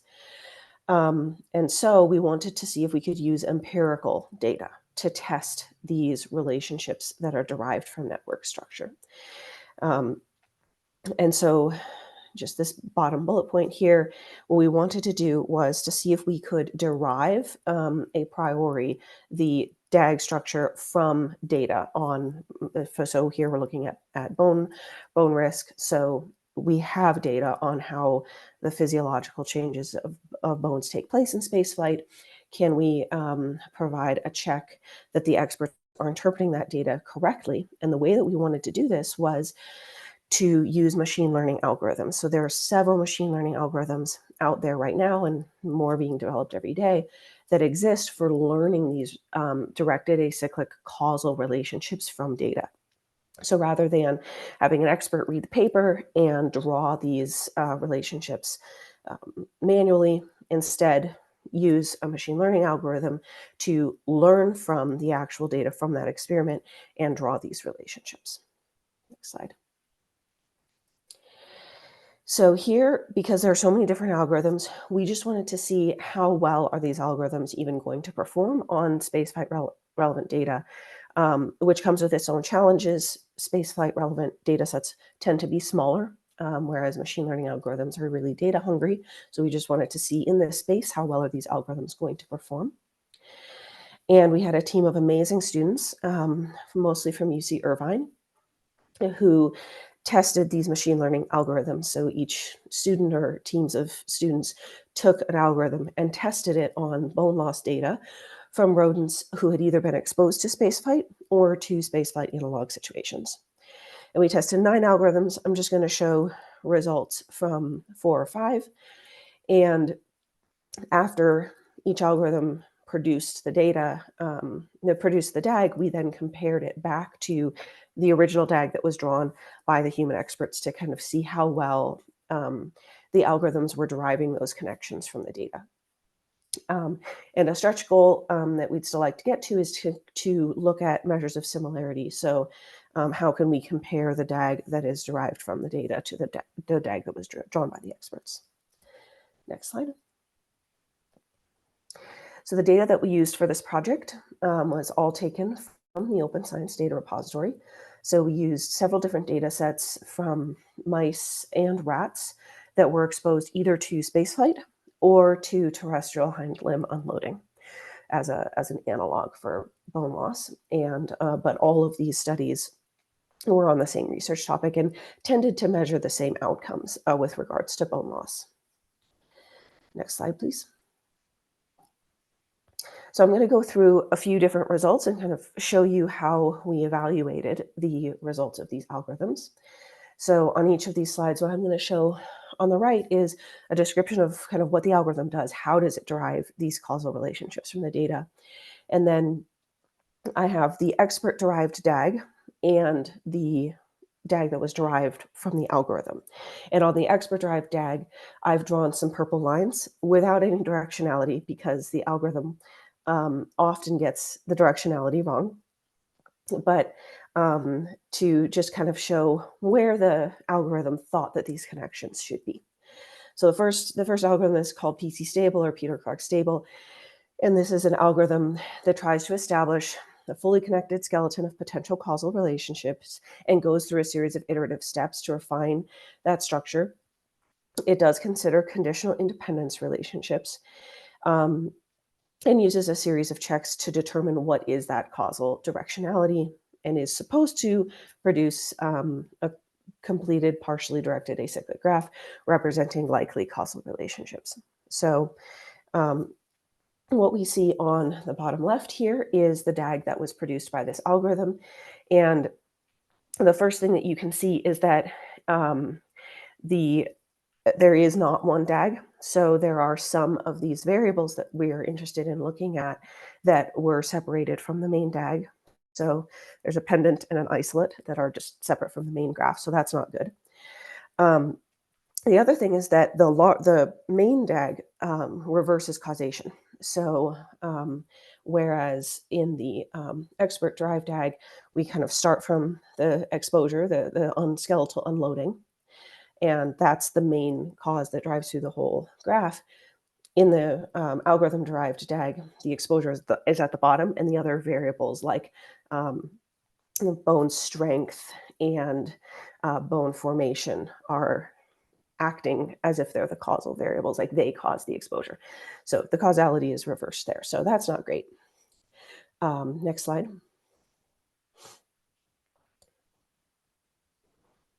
And one thing to note, sorry, if you go back to the last slide, one thing to note that keeps happening over and over with this data is that for some reason the algorithms want to connect bone mass and trabecular architecture, these two variables that are measured in these studies. Multiple algorithms will make that connection from bone mass to trabecular architecture for some reason, even though those are not directly causally related according to the experts. So that was interesting. Next slide. So the next algorithm that we tried is called MMPC, or Max Min Parents and Children. This is an algorithm that's a little bit different from the last one because it selects a random variable out of your data set and then identifies what it thinks the parents and children of that variable are, and it's all dependent on Pearson's correlation as the basis. And then that process is repeated by substituting all the different variables from the data set until it learns the entire skeleton of a Bayesian network. So here, there's no directionality, which is unfortunate for a DAG that's supposed to have directionality, and it also leaves a couple of isolates.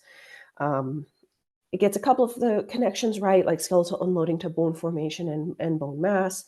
Again, we see this connection between bone mass and trabecular architecture that's not there in the original DAG. Next slide. The next set of kind of type of algorithms that we used are called incremental association Markov boundary. So I'm not going to get into the details of the math here, but basically these algorithms use a forward phase and a backward phase. So the forward phase might pick up a whole bunch of false positives, but then in the backward phase, those false positives are identified and removed. So it's this iterative process of building this graph. What Rob put here for comment is general failure. So I didn't even bother, trying to map it back onto that original DAG. It just, in general, the relationships didn't make any sense, unfortunately. Next slide. So this one is called H2PC, or hybrid HPC. This is a type of algorithm that will build a Bayesian network skeleton and then figure out the directions subsequently. And it tries to reduce the number of false discoveries so it doesn't take quite so long as some of these other algorithms that will first allow false discoveries and then go back and remove them. So this algorithm was a little bit more successful. It does get some of these relationships right, like the relationship between bone mass and bone strength. But for some reason, is directly connecting bone mass and trabecular architecture like a bunch of these other algorithms. So in general, though, it does miss a lot of the connections that the experts thought should be there. Next slide. I think this is the second to last algorithm I'm going to talk about, called heightened PC. And so this is a type of algorithm that, again, has a forward and a backward phase where it kind of accumulates nodes and then goes back in the backward phase and removes any unnecessary nodes. Unfortunately, this algorithm, again, was not able to derive any directionality from the data. It leaves multiple isolates as well as a pendant, so not everything is captured into one graph like it's supposed to be. It did correctly identify a few of the relationships from the data, like the relationship between skeletal unloading and bone formation and skeletal unloading and bone strength. And again, is picking up on this relationship between bone mass and trabecular architecture. Next slide. And so finally, this was the most successful algorithm, so leaving the best for last here. This was an algorithm called NoDAG. So this is an algorithm that is supposed to learn the DAG structure without imposing acyclicity at the original time of building the graph. And so it does this by using this proximal gradient method and converting the problem to a sparse matrix problem. So the great thing about this, so the NoDAG derived DAG is this little one with only 4 nodes here in the middle. And then on the left, you can see that a lot of the relationships are being conserved from the expert-derived DAG. So the relationship between skeletal unloading and bone mass, skeletal unloading and trabecular architecture, bone mass and trabecular architecture, and then bone mass and trabecular architecture both are related to bone strength. So this was very promising. It is not acyclic, so that's a drawback, but something to start with. Next slide. So in conclusion, what we kind of found out with this team of students last summer is this is actually a very difficult problem. And maybe that's why there are so many algorithms out there that exist to try to perform this analysis. It was difficult to pass the context to the algorithm. So maybe more a priori biological knowledge would be needed. None of the algorithms we tried were able to recreate the expert DAG perfectly, even though some of them did a pretty good job and no DAG performed among the best. One of the big takeaways here was the type of publicly available and reusable experimental data sets that we make available in OSDR are very useful for this type of secondary analysis. So more work needs to be done, which we'll talk about on the next slide. So what we'd like to do is, pick the best performing algorithms, get more and bigger data possible, try other types, other DAGs and subgraphs. So we were really just focused on the bone risk here. Develop out those similarity methods so we can compare between the expert DAG and the algorithm-derived DAG, and then try maybe other methods, like not these machine learning DAG methods, maybe permutation tests, maybe LLMs. Next slide. And we'd really like to thank the team of students who worked super, super hard last summer and really progressed this exciting project forward. And of course, all the mentors and the feedback that we got from the ALSDA AWG. And then finally, Rob has his contact information on the last slide in case anyone would like to reach out to him if you're interested in helping with this project. Thank you very much, and I'd be happy to take any questions.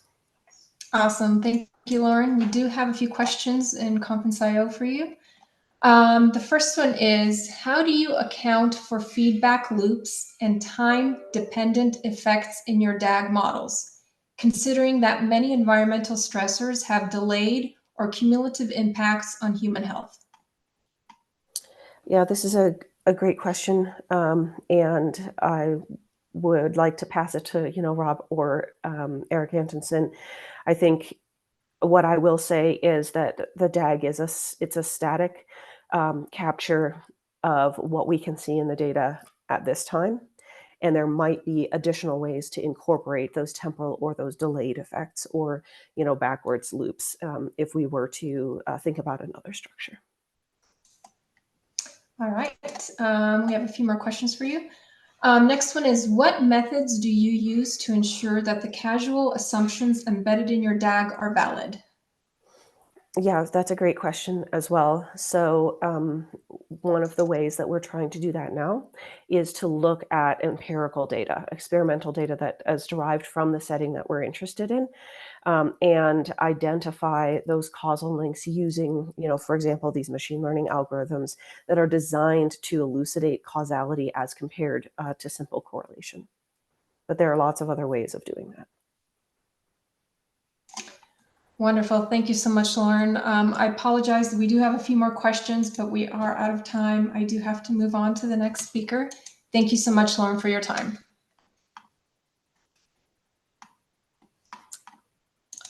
All right. So our next speaker is Sushma Naithani from Oregon State University. And Sushma, if you're on, if you can please turn your audio and video on.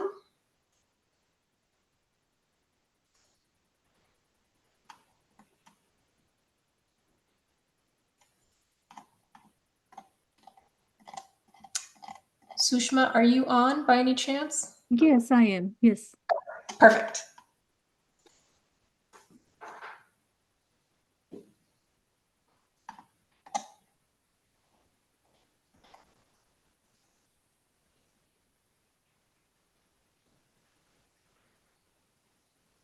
Should I share my slides?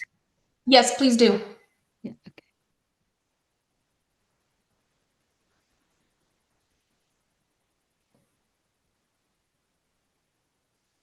Does work? There you go. Yes, And I hope it is working, right? it is. We can see your slides. Okay, Thank you so much. Okay. All right. So first of all, thank you very much for inviting me for this wonderful symposium. It has been great to listen to everyone. Very happy to listen to both keynote speakers, Swana and Kelly. So today I'm going to talk to you a little bit about the plant reactome, which is a plant pathway database, and how we are going to connect with NASA Plant Gene Working Group and use some of the data that is available in NASA Gene Lab repository.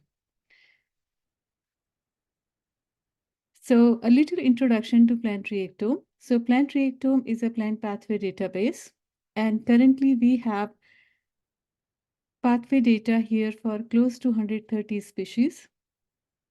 We also allow researchers to upload their own data and analyze data.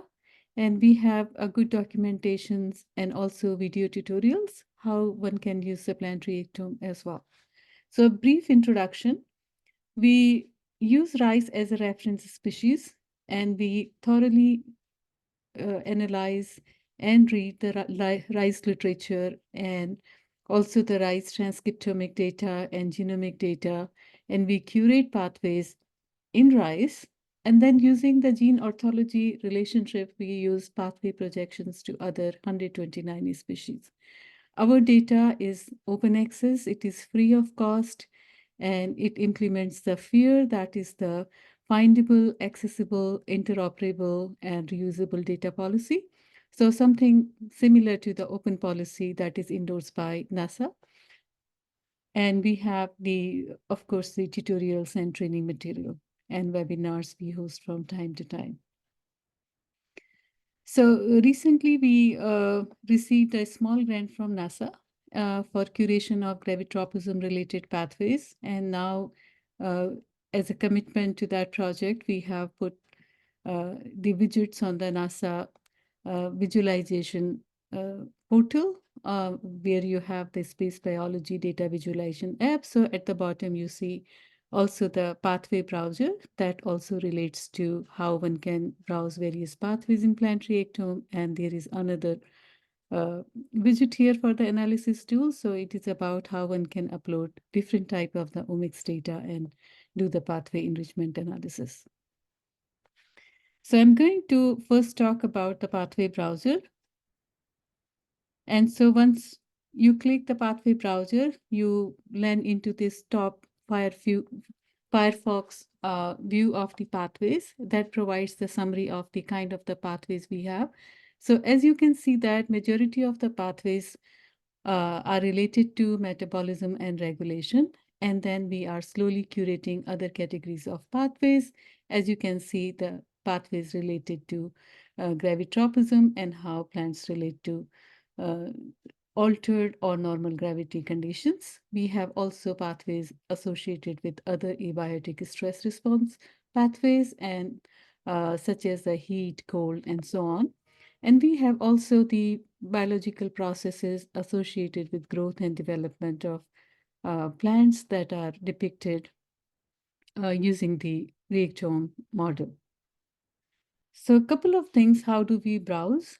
And so first of all, on the left side is a list of pathways, and these are basically the categories of the pathways, and one can extend these nodes to see more specific pathways. For example, one can select the gravitropism pathway here, and the data that you are seeing by default is for the rice, but then one can use this tab to also search for the other species as well.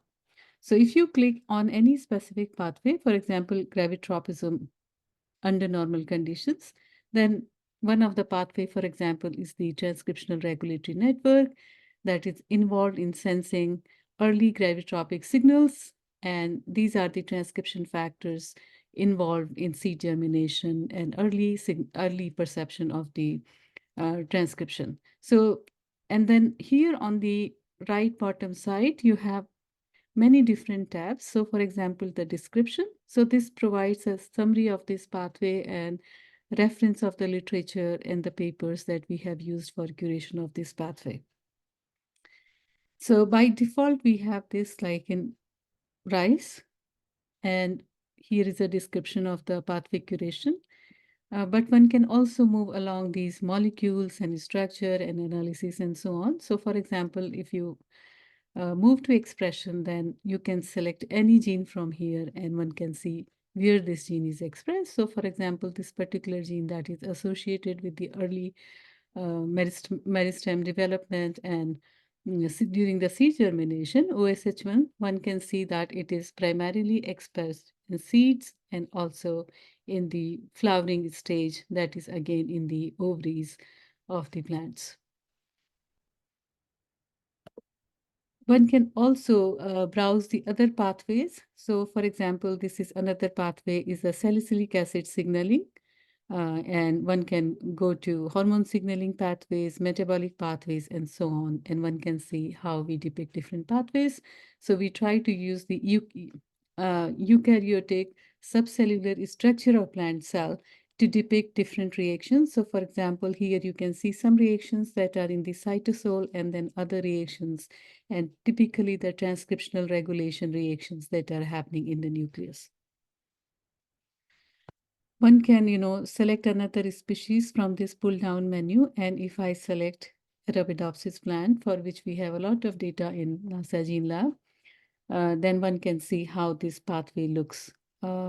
Salicylic acid pathway looks in Arabidopsis. And again, for the Arabidopsis, if one chooses the expression data, some of the data coming from the EPI gene expression atlas related to the various basal expression in different tissue types, one can see how the expression of any of the gene that you select in pathway is reflected.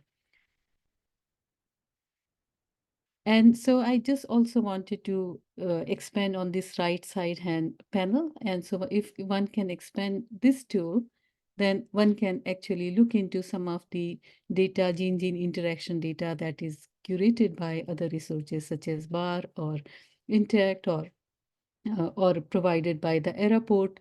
So one can actually choose one of the data from, for example, plant interactome data, and then look for a particular pathway if you are interested in any candidate genes and you don't know what it is doing. So you can bring that data and put that gene interaction data from other resources, because when we curate pathways, the manual curation is very slow. So we like to provide some advantage to our users that they can take from the other type of curated data and can also check back that these could be the possible interactors of the gene of their interest. So now I'm going to talk a little bit about the analysis feature of the plant reactome. So one can actually access this from the NASA Gene Lab visualization page. And you can get into in the analysis page. So here we have two types of the tools. And the first tool is the species comparison tool. So for example, if you are a researcher working in the barley, Arabidopsis, or maize, and you want to see how good are the projections that we are doing from rice to those species and which are the conserved genes, then one can do the species comparison tool. So one can select a species comparison, and then one can select the species that you want to compare and say go. And one can have again, the list of pathways, and you can browse from one pathway to another and look for the conserved genes. So typically what we are seeing here, we see this gravitropism translational network that is involved in during early seed germination. The genes that are green are conserved, that are shaded with the green color are conserved between rice and Arabidopsis. We can think about monocot and dicot plants. And the genes that are on blue, they are rice specific, and using the gene orthology, we did not find ortholog in Arabidopsis. So that is point one. And so sometimes, it could be a true interpretation. Sometimes maybe rice and Arabidopsis genes are so different that we are not able to search them based on the gene orthology relationship. And if the cutoff value typically is below, if the sequence similarity is below 30%, then we will not pick those orthologs from the Arabidopsis. This is another example where we have comparison from rice and maize. And as you can see that we have relatively more genes where we have the green shaded box. So it can also indicate that there are more conservation of genes among the two species that belong to monocot as compared to monocot and dicot. So this is how we can look into any pathway and see the conservation across 130 species that are hosted in plant reactome one by one for the visualization. Here is another example. So here, sometimes, we get these comparisons and we see like some of the blue boxes, which means the ortholog in Arabidopsis is not present. And then we have complete green box and we find the genes in rice and Arabidopsis. However, there will be a situation when we have a box that is half green and half blue. So it means that we do have orthologs both in rice and Arabidopsis. However, the number of the orthologs is not one-to-one match, but perhaps there could be one gene in Arabidopsis and more than one gene in rice or vice versa. So if you see like more green color and less of the blue color, then it means there are different orthologs. And one can, actually click here and can see what we are seeing here, which are the genes that are indicated here. And then one can see, okay, we have here two genes in rice, but perhaps only one gene in Arabidopsis. So we provide all that information and one can look for different genes. And typically in the pathway, we know what they are doing and which pathway or biological processes they are involved in. So this is how, if we have accurate data, what we can learn about gravitropic or other genes from other plant species. So here I'm going to twist and I'm going to show you sometimes we have the literature available in Arabidopsis and also in other plants and we don't know much about the rice genes. So can we learn from that and use that information for the biocuration of pathways? So here is the example. So this is a very recent paper that came from barley study. And in barley, they have identified a very unique transcription factor, which is called enhanced gravitropism 2 or EGT2. And this gene was first discovered in barley and wheat, and later it was discovered also in Arabidopsis. So these two genes, when we say cereal crop or monocots, barley and wheat, and then here is the dicot species Arabidopsis, and we find that if EGT2 is mutated, so typically in the wild type you have the normal roots that are little bit spread, and if you knock out these genes, then we have a very straight roots and we lose the leaf root angle. So this gene is a regulator of the root growth angle, and also the similar mutant in peach and Arabidopsis were identified. So we believe that this function of this gene is quite conserved. So we can go and using the gene orthology relationship, we can identify which gene has a sequence match. So we identify this rice gene, but in the rice genome and in the literature, the function of this gene is not known. So using this information from barley and Arabidopsis, we could actually annotate this gene and we can propose a name as OSEGT2. We can say it is a transcriptional factor and it is likely to be involved in root growth angle formation. And it is also it has a positive role in anti-gravitropic offset. So it is, helping roots to spread and as compared to their vertical growth. So this is how we are using the information from literature, that is from other species, to bring that information and help to curate some of the rice genes. So a little bit about the analysis tools now. So if you go to NASA Gene page and you lend to the another tool that is analyze your data. So what one can do, so one can actually upload different data type, and that data type could be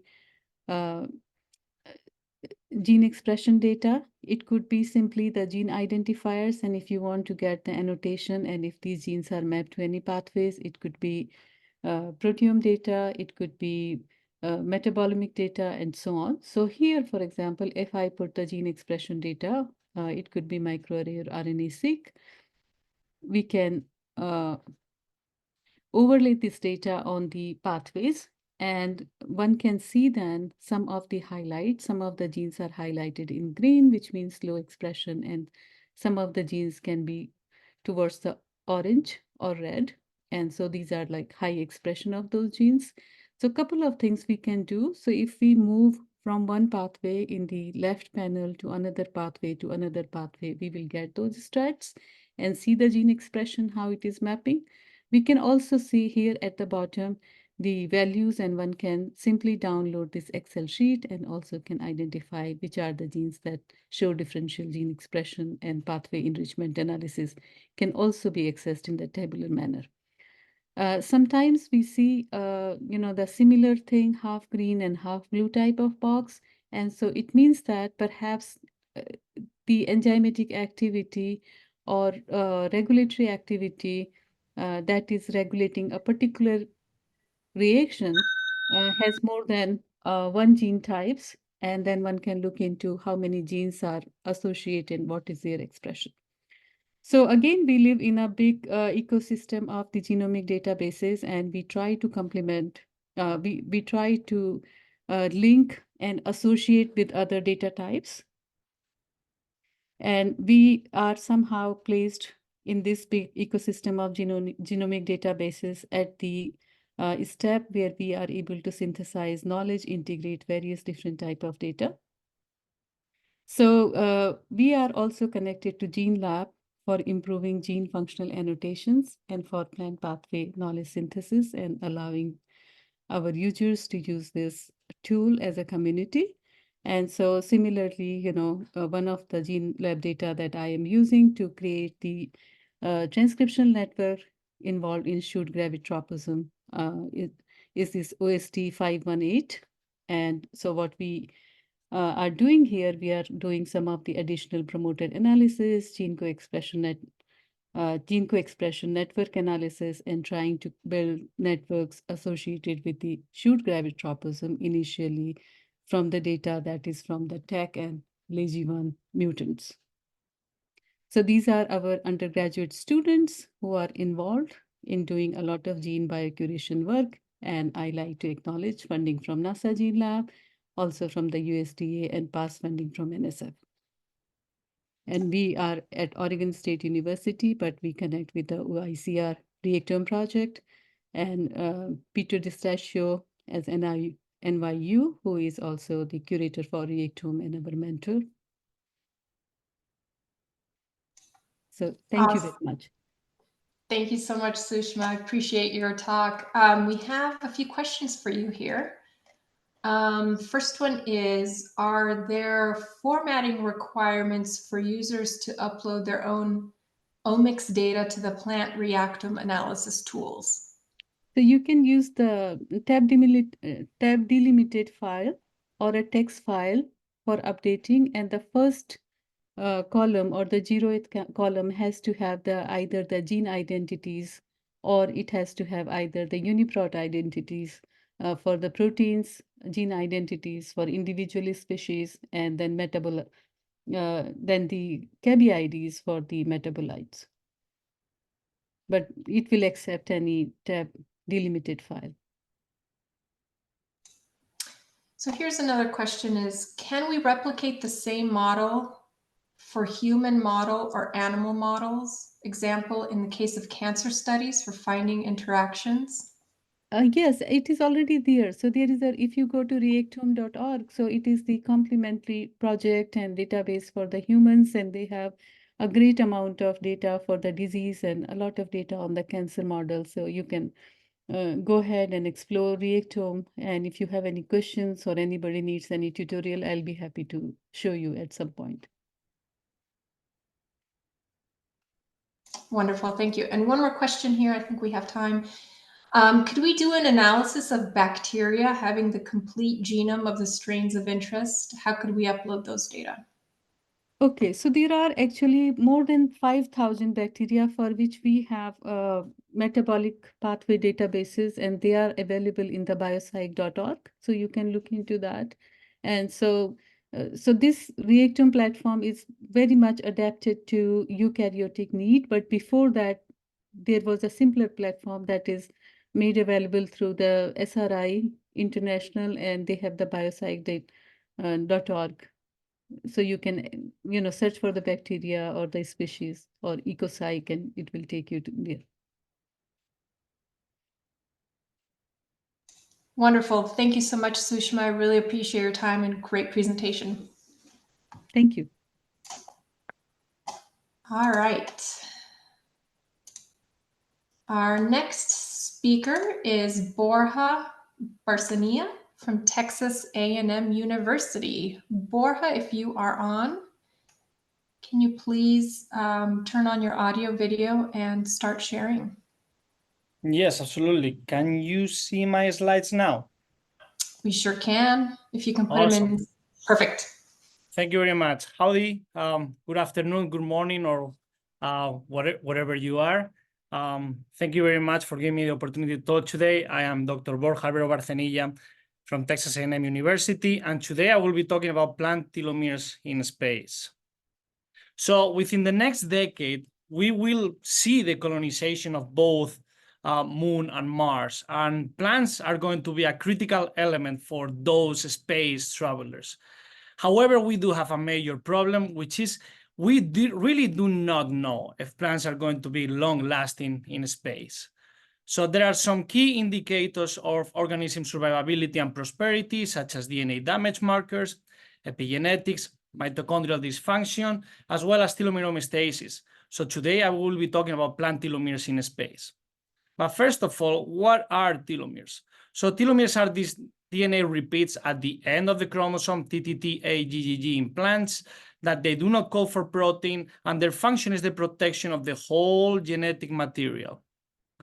So you can think of telomeres as the very tip of your shoelace, which is called the aglet, which is in charge of protecting the rest of your shoelace. So if you lose this very tip over here, the rest of your shoelace kind of falls apart. So telomeres perform a similar job as the very tip of the shoelace, as they protect the rest of the chromosome. So of special importance is an enzyme called telomerase, which is in charge of adding these telomere repeats at the end of the chromosomes. In mammals, telomerase has been found to have roles beyond telomeres in response to oxidative stress, as well as might help with mitochondrial stability.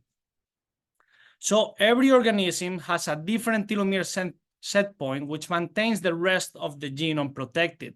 In Arabidopsis, which is our model organism, that range is between 2 to 5 kb. In mice is between 20 to 100 kb, and in humans is between 5 and 15 kb. So mutations in telomere components and telomerase can lead to either telomere shortening and telomere lengthening. Telomere shortening can lead to early senescence, while telomere lengthening is one of the hallmarks of cancer cells. So it's important to note that the selection hypothesis dictates that organisms with short telomeres have lower chances of species prosperity. In addition to mutations in telomere-associated components and telomeres, environmental and oxidative stress can have a major impact on telomere length and telomerase activity. So as I just mentioned, telomere dynamics can be influenced by a host of physiological and environmental factors, including spaceflight. All of these factors can lead to increase in reactive oxygen species. And in the CPEN lab, we have seen that telomeres accumulate 100 times more RS than the rest of the genome in plants. And this is probably due to the fact that the telomere DNA with its high G and T content is especially prone to oxidation, creating thymine glycol and A-toxoguanine. So there is the hypothesis that depending on the level of oxidative stress, you will have a different telomere length phenotype. At a basal level of reactive oxygen species and oxidative stress, you can start seeing telomere lengthening happening, while if you increase the RS to almost the maximum levels where cell death will start to happen, you will see telomere shortening. And every organism has a complex antioxidant machinery that can help reduce the levels of ROS in the organism. So to study the effect of spaceflight on telomeres, there has been 3 major key astronaut missions: twin study experiment, 6-month astronaut missions, and most recently Inspiration 4, which has been beautiful job developed by many scientists, including Dr. Chris Mason and Susan Bailey. So in these experiments, it was revealed that telomere length increased during space flight in astronauts. So one of the hypotheses of this telomere lengthening that is happening to astronauts on the International Space Station could be due to increased telomerase activity. However, no telomerase activity was measured for in-flight organisms. And besides these phenotypes that I just explained, astronauts experience increasing ROS as well as genome instability. So then the next question that we have, what is the telomere length effect on plant telomeres? So the way this work started is actually quite a funny story, and it would not have been possible without NASA OSDR and the Plant Gene Lab coming together. So as everyone else in the world, we were amazed by the twin study experiments, and we wonder if plant telomeres suffer a similar fate as in astronauts. So we contacted Susan Bailey to reach out to NASA Gene Lab, and it was Ryan Scott that talked with Colin Cruz and Richard Barker that will hopefully raise the question if there were any plant tissue left over from any of the NASA Gene Lab members that we could perform our experiments on. And then Imara Pereira and Dr. Sarawaya, they were reaching back out to us saying that, hey, we have tissue on an upcoming flight, you should definitely do your experiments then. So we became part of the Apex 07 experiment. So Arabidopsis seeds were plated on MS media, and they launched on SpaceX CRS-22 on June 3rd, 2021. And the seedlings grew on the veggie hardware for 12 days, at which point they were frozen, and the plates were distributed between different researchers. So our first question was, what was the telomere length for space-flown Arabidopsis? So for that, we measured the bulk telomere length in both suits and in roots, since we know both tissues display differences in spaceflight. So as you can see here, Arabidopsis thaliana suits telomere length, it is between 2 to 5 kb. As I just mentioned in introduction, this is the wild type Arabidopsis thaliana, Columbia ecotype normal range of telomere length. And in the flight samples, you see there was no change in telomere length. We further quantify this here, and no statistical change in telomere length in Arabidopsis thaliana suits flown to aboard the International Space Station. And the same phenotype for Arabidopsis thaliana roots, again, no change in telomere length in space-flown plant seedlings. We further tested this by looking at the individual telomere length, and we observed the same phenotype. I'm going to summarize it here, in which, again, no change in telomere length in Arabidopsis thaliana flown aboard the International Space Station. So some of this may come to you as a surprise, especially after I just told you that telomere length was increased in astronauts as well as in C. elegans in the International Space Station. However, we have not seen in Arabidopsis thaliana Columbia ecotype any changes in telomere length in plants after plants have been treated with constant light, DNA damage agents, high temperature, flooding, drought, as well as simulating microgravity. So in contrast to human telomeres, plant telomeres are remarkably stable in the face of different stressors. So in humans, in most cases, telomerase activity is directly correlated with telomere length. So we hypothesize that there will be no change in telomerase activity whatsoever, especially after telomere length was unchanged in plants. And to our surprise, we observe an increase in telomerase activity for the suits of around 4-fold and a dramatic 150-fold change in Arabidopsis thaliana roots compared with the ground control. So then we wonder why this telomerase activity increase that is not leading to changes in telomere length. So as I just mentioned in the introduction, telomerase may have other roles beyond chromosome end maintenance, roles in oxidative stress. So we actually tested to see if our space-flown plants had increased ROS, increased oxidative stress, increased genome oxidation. And that's exactly what we saw. We saw that oxidation of the plant genome was increased during a spaceflight for both suits and roots. So then, is this increase in telomerase activity necessary for protection of the genome from getting oxidized? So for that, we look at different telomerase mutants with high telomerase activity that we had here in the CPEN lab. And we observe an inverse correlation of telomerase activity with genome oxidation, meaning that the higher the telomerase activity of those plants were, the lower the levels of genome oxidations those plants displayed. So the next question that we have, it is, well, in spaceflight, there's a lot of things that can lead to stress, but the two major ones are microgravity as well as radiation. We observed that simulating microgravity did not lead to any of the dramatic changes in telomerase activity that we are seeing in spaceflight. So our hypothesis now is that radiation, space radiation, could be leading to increasing oxidative stress and increasing telomerase activity, and this telomerase activity is necessary to reduce the levels of oxidative stress. I'm flying to Brookhaven tomorrow to further test this hypothesis. So far, I have shown you that in low Earth orbit, telomere length remained unchanged, telomerase activity was increased, and we hypothesized this due to increased ROS. But now, let's go and colonize the moon, and for that, we're going to need plants. Annalisa Paul and her team saw the world with beautiful data that they were able to grow plants using genuine lunar regolith. However, those plants displayed increased ROS. So the next question we have is, what is the long-term effect of these plants grown in lunar regolith simulant?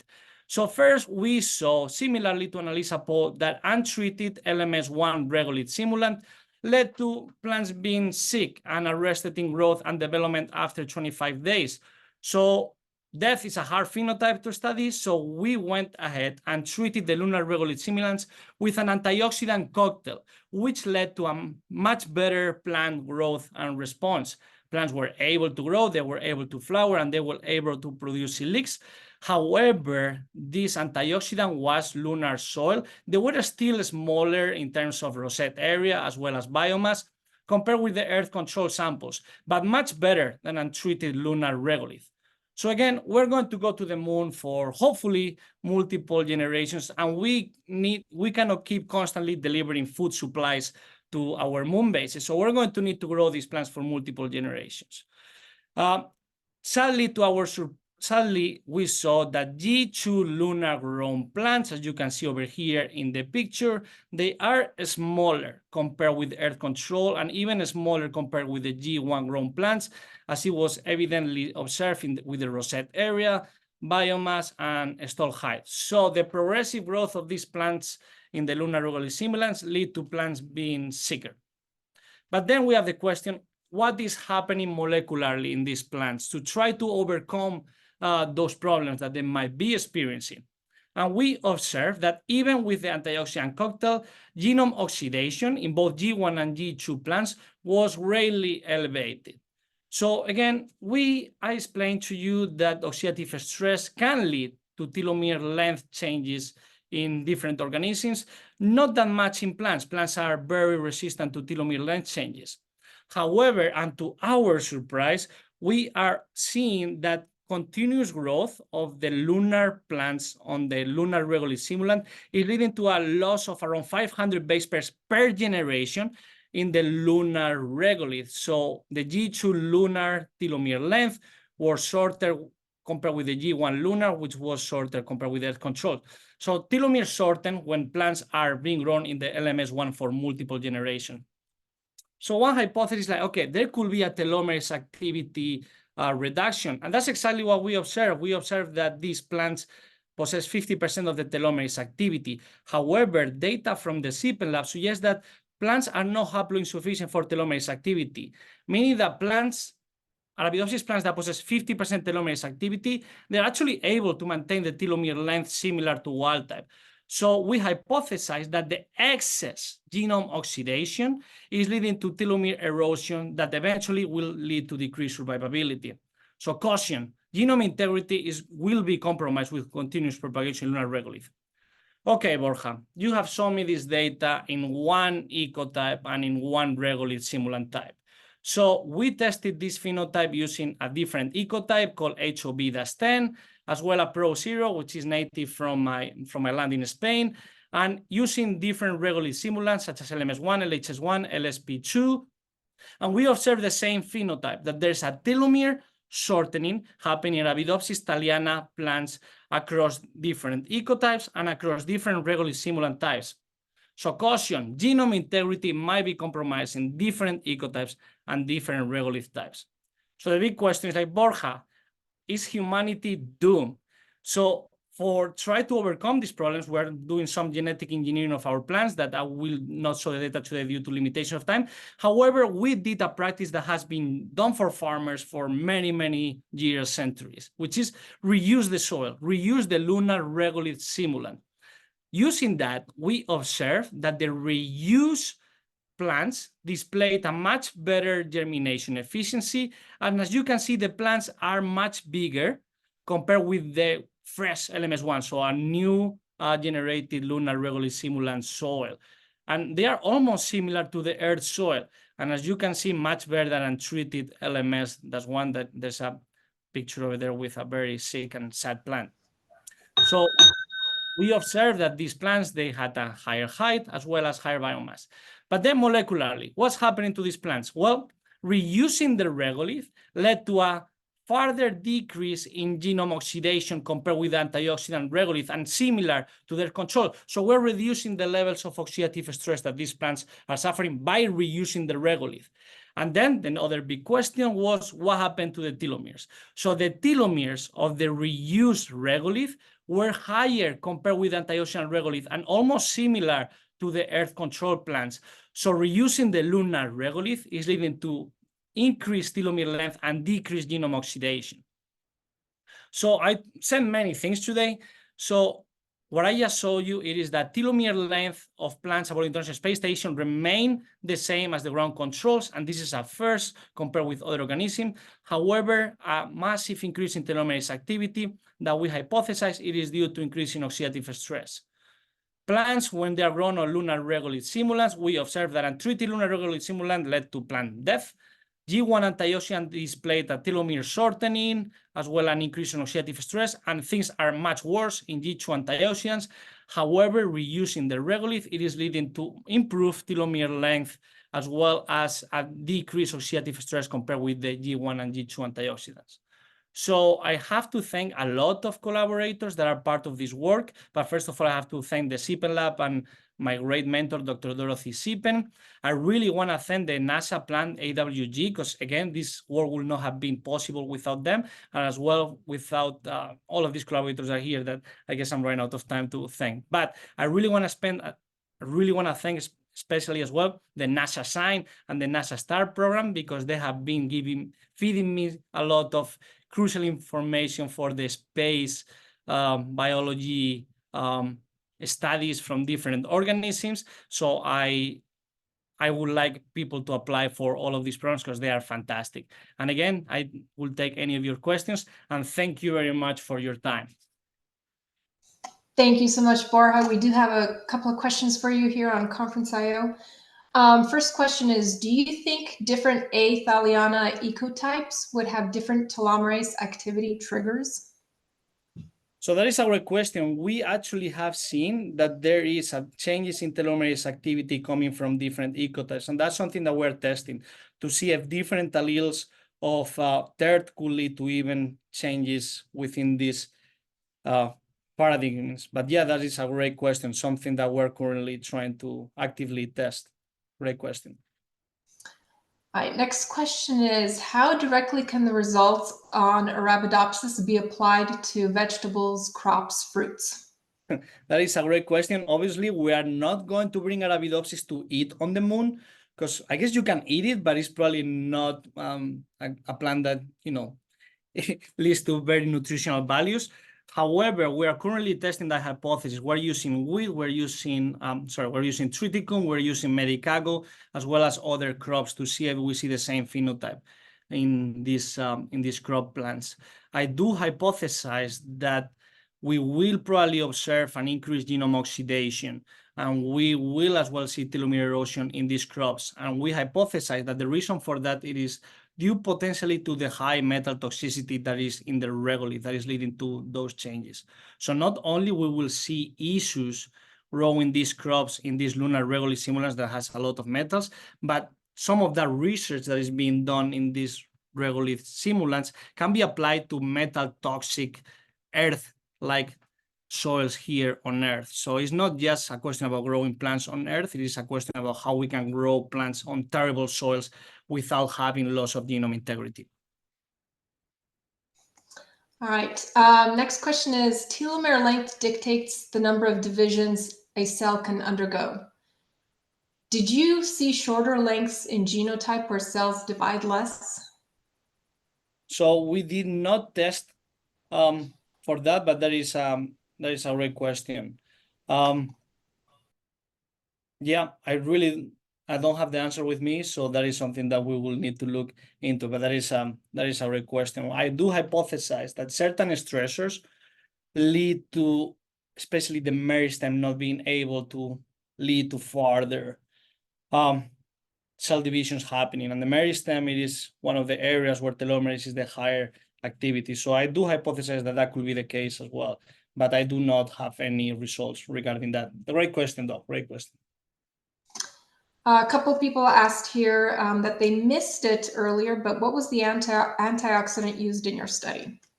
Yeah, so we actually use a cocktail that was previously used in wheat to grow wheat plants when they were under drought stress. So we use ascorbic acid, proline, and glutathione cocktail to grow these plants. Basically, we did a washing method in which we will steer the regolith with this antioxidant cocktail, and we tried different methods to grow these plants. We as well use, like human made up I guess like the Martian method, so to speak, using its own compost, so to speak, to grow plants, and that did not work as well for us either. We use EDTA, we use different things, but antioxidant cocktail was the one that led to the best results. Wonderful, thank you. We are at time. For those of you, there are a few more questions. I apologize, we can't get to them. But thank you so much, Borja, for your time and your amazing presentation. Thank you very much. All right. Our last speaker in this particular session is Julia Kelleher from Los Alamos National Lab at the National Microbiome Data Collective. Julia, if you are on, can you please turn on your audio and video and start sharing?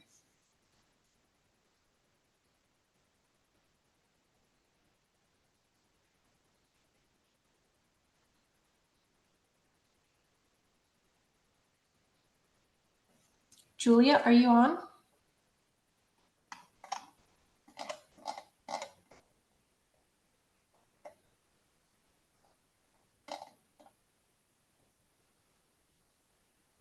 Marco, are you able to see Julia by any chance?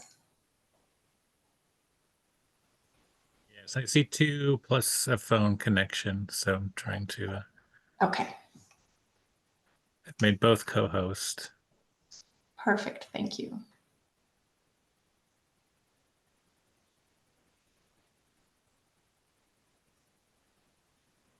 Let me just. Can you hear me now? We sure can. Oh, great. Okay, sorry, I'm connected on phone and with computer. I'm in a busy airport. I apologize, and I might ask you to share my slides for me. That's okay. I can do that. Let me pull them up real quick.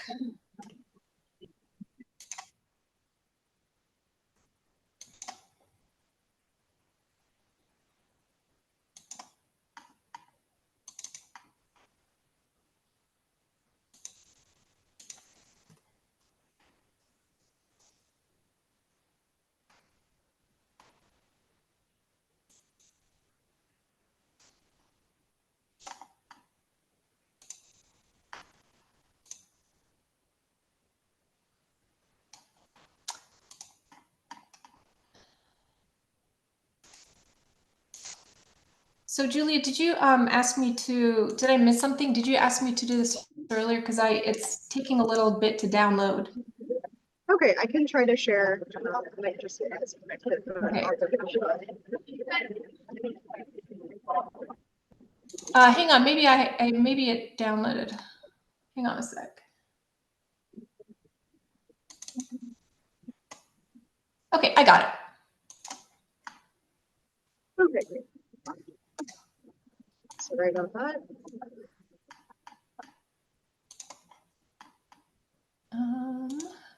Just about to share. Okie dokes, you are on.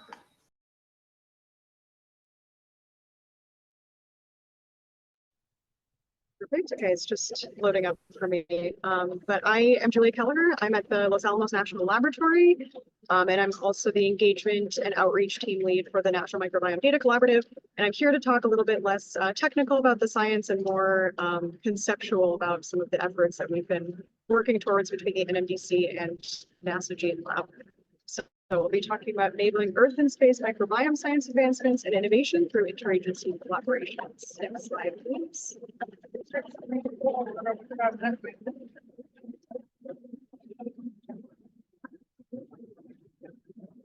So I'll be using the acronym, the NMDC, a lot during this talk, but that is the National Microbiome Data Collaborative.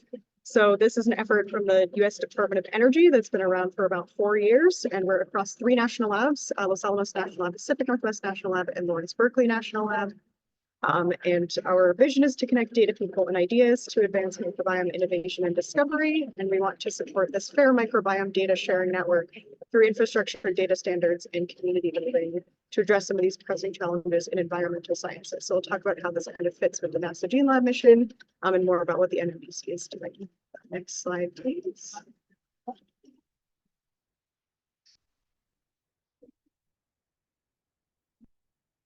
So through these efforts to facilitate this infrastructure development and these standards and fair data for microbiome science, the NMDC created these 3 products. And I think if you click the next animation, we have a little pop-up of a 4th product too. So we also have this new Field Notes mobile app that we just announced for metadata collection on the go. But so basically we have a submission portal that helps researchers to collect standardized study and biosample data and collect standardized metadata along with those process data products that we process through our standardized bioinformatics workflows, which are available in our product called NMDC Edge.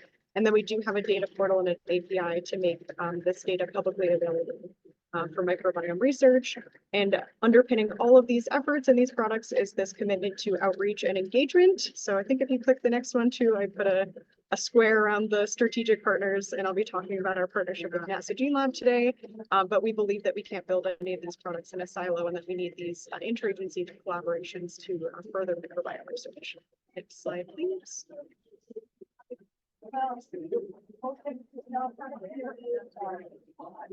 So underpinning all of that, which is underpinned by outreach and engagement, is this commitment to open science and open data. So you've already heard quite a bit about this today. But the NMDC was founded on this commitment to open science and open data and truly making it as accessible as possible. And why is this important? So you've also heard the FAIR acronym already today, but findable, accessible, interoperable, and reusable data. That is, these FAIR data practices really should underlie everything that we do, at least in our opinion, for sharing and creating this next generation of researchers that are able to access the vast amounts of data that have come before us. So open data can create new research avenues, as you have also heard and will continue to hear today, and these scientific advances can be made by synthesizing new and old studies. And this does increase accessibility to all researchers, regardless of their resource availability or their computational power or access to larger labs and things like that. Next slide, please. And then we've all had a few examples, I'm sure, of when open science hasn't quite been so open. So I think there's a lot of talk about open science and why it's important, but I think it's important that these concepts are actually put into practice. So taking, and we can go to the next slide here, but so taking some of these concepts and really making actionable strides towards making things open and accessible in a meaningful manner. So part of this has been this push for standards and kind of bringing data together in a meaningful way. And so if the vast amounts of data are just open and someone somewhere could find it, that's great, but making it actually meaningful and actionable requires some type of standardization amongst the data and kind of bringing different data sets together to actually make data fair. So these three products that I just talked to you about, we work with multi-omics microbiome data, which is also a point of synergy between us and Gene Lab with that emphasis on multi-omics. So if you click the next slide too here, we've also, I think it has animation perfect. So we're taking this meaningfully fair data and then we're trying to provide these resources to the larger community so that we can ask and answer some of these new questions about things like environmental microbiomes. So we really believe that fair data and open science can actually lead to more informative scientific analyses and answering these bigger questions. Next slide, please. And so the 2023 was the year of open science, as has also been mentioned. So this was from the White House, and there was the big push on the NASA TOPS front too, to advance open and equitable research. So again, taking these concepts and performing actionable actions, I guess. So taking these key themes of strengthening these policies, investing in these long-term infrastructures, supporting the research community and building these open science skills with an emphasis on professional development, engaging communities to broaden participation in open science. And this includes bringing different communities together that weren't necessarily communicating or working together previously, and promoting these incentives for open research practices. So these themes really drove this past year of open science. And next slide, please. We embraced these themes to kind of bring together other researchers. So these are just some examples of some data portals that have also embraced some aspects of this fair and open science policy. And so we started to recognize some of these commonalities between these different groups and see where those points of synergy would be. Next slide, please. You can see on that last one too that the NMDC and NASA Gene Lab are both on that slide. Looks like my figure overlapped with my text a little bit here. But so this had led to a lot of, I think, interest in interagency collaborations for furthering this open science movement. So funding agencies, as we all know, always have their priorities and deliverables that are specifically targeted towards their audiences, their data types, and the work that they are generally known to do in their kind of funding agency niche. But this can lead to some redundancy in resources, tools, data sets, and funded projects. But this redundancy is not always bad. There's often just a lack of communication and awareness between these groups where there could be more points of collaboration. And additional information and data sharing can be extremely mutually beneficial. So I think exploring more of these interagency collaborations and what I'll be talking about today is something that I hope if you leave with anything from this talk, that these interagency collaborations can really be mutually beneficial. So thinking about this, we were thinking of different groups where we could find commonalities and how we can collaborate rather than duplicating efforts. And how can this push for open science further these collaborative open data policies and how we're kind of thinking about the future of this data, especially as we, as Lauren mentioned, go towards this age of machine learning and meta-analyses. Next slide, please. And so why are we talking about these two groups today? So I gave you a little bit of background about the NMDC, and then you've heard a lot about NASA Gene Lab. So why bring these groups together? What can this possibly bring us? So there are a ton of microbiome research applications to space biology, and a lot of parts of these have been mentioned thus far. But so there have been already some really great studies about human gut microbiomes and other human microbiomes like skin microbiomes or other, basically every part of you has a microbiome. Other hosts, so animals, if there are mouse studies and other potential plant hosts and other host microbiomes. There are a lot of pathogens that can unfortunately emerge in space too. And if you get something like gut dysbiosis, you can have one microbe take over your healthy gut microbiome, for example. Plants often need microbiomes to survive and to grow and to make fruit. So if we're thinking of life in space or somewhere else, thinking about the microbiome that may need to be seeded. These extremophiles and extreme microbiomes, so there are these microbes that exist in extreme environments on Earth, and understanding those under these Earth-like conditions can also help us understand how things like lichens may be able to survive in space and things like that. And these ground controls and these studies of microbiomes on Earth are becoming increasingly important to understanding of microbiomes anywhere. And we really can't exist in this sterile environment. Everywhere we go, we'll have some type of microbiome. And I'll show you some examples of those studies too. And then again, NMDC and NASA GeneLab both work extensively with multi-omics data, and there is overlap in the microbial aspects, but then there are also things of researchers looking into plants or into different hosts and how that kind of comes back around to their associated microbiomes. So we thought that there were a ton of points of collaboration here and that there were really interesting questions that could be answered if we brought together our resources and joined forces, so to speak. Next slide, please.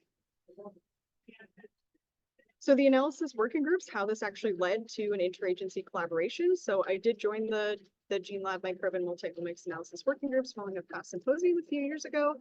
And then I did present on my work at Los Alamos. And at the point that I presented, I think I was doing more COVID and wastewater surveillance and other work on the LANL front. And then I also presented the work on the National Microbiome Data Collaborative. This led to some fantastic conversations and meetings with the GeneLab team and other AWG members. And this ultimately led to a memorandum of understanding, or this MOU, between DOE and NASA for this collaborative work. So this is just kind of a success story for how some of these smaller conversations can lead to an actual functional piece of paper between different funding agencies to support various aspects of collaborative work. Next slide, please. And some of these collaborative efforts that I personally am super excited about. So on the outreach and engagement side, we did co-host 2 sessions, a learning workshop and an innovation session at the American Geophysical Union annual meeting in December. And this also included 2 of our community representatives, which are our ambassadors, and it also included several GeneLab team members. So a lot of them were also involved in the innovation session, which isn't shown here. But this was a really big undertaking for both groups to prepare the materials for these sessions, and they were very long sessions that included really great discussions, both internally and with the participants. So this was a really successful effort, and we were really excited to have some of these collaborative outreach activities this far. Slide.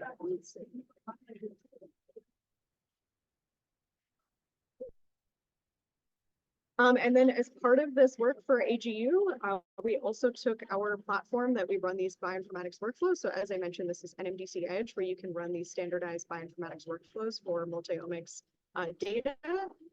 So as part of this collaborative effort, we had also put into the MOU that we would kind of look at and evaluate each other's bioinformatics workflows, provide suggestions, look at what tools the other one was using, the parameters. So we did a lot of that, and we found that a lot of what we were doing is very similar, and we did have those areas of overlap. And then we did also have some of these unique workflows. So we don't offer an Epicon workflow, NASA GeneLab does.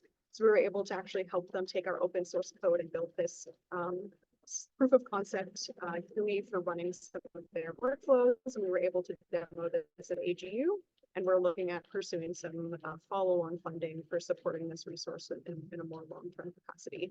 So we're able to share a lot of the bioinformatics workflows and resources, both between our groups and then with the larger community. So that was a huge success towards standardization of processing of multi-omics data. Next slide, please.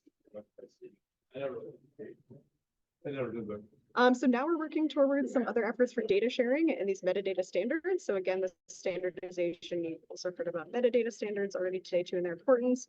So we're working on sharing data between the platforms, which can increase visibility, data citations, interoperability for both groups. And then we're evaluating these metadata standards. So we're encountering questions we never thought we'd have to encounter of how do we capture ISS coordinates when we require latitude and longitude for samples that we put into, this is our data portal on the right here, and we have this map. How do we also capture something that is not on this map? So we're encountering a lot of these interesting problems that we're really grateful to have right now. And we're also talking about each group, and a lot of these different agencies do require different metadata standards. So how can we create these standard mapping files and ways of porting over these standards so that we don't have to reinvent the wheel of new standards every time, but actually create better methods of sharing standardized data across groups. We also share these submission and data portals. So we're also hoping to share some insights from our user research with our GeneLab collaborators and talking about how users can best submit their data and then search for data across platforms. Slide, please. And some other ongoing efforts that I'm just excited to talk to you all about. So we're definitely looking into some other engagement outreach efforts, educational programs, and how we can support each other along those fronts. Inclusion in panels, webinars, seminars, events, of course. So we'll always include our Gene Lab collaborators for anything relevant to them. We're hoping to put it in a write-up of AWG activities, submissions of joint proposals, like I said, some of this model of funding, data sharing, linkages, cross-promotion, and then talking about if we could co-publish on data from our data portals and looking at, again, at those more granular points of comparison between the data in our data portals. And additional collaborations could also include any of you here too. So if you're interested in microbiome data, whether that's environmental from our home here on Earth or on the ISS or anything, we're also happy to chat with you about any potential collaborations or data sharing opportunities.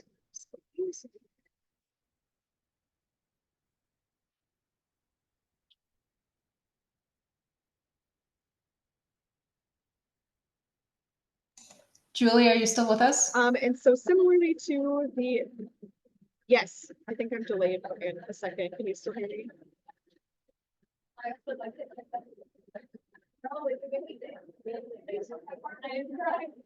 Can you still hear me? Yeah, we can hear you. Okay, great. So just wanted to quickly share our Champions program. It's a little bit similar to the Gene Lab analysis working groups, but we do have, I think, over 70 at this point, microbiome researchers.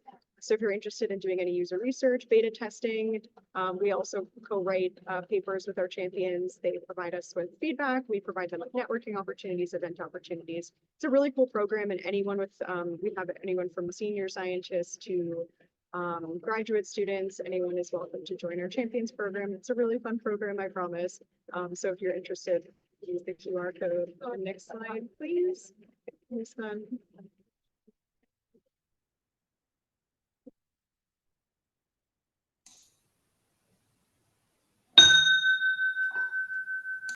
Some of these benefits of interagency work.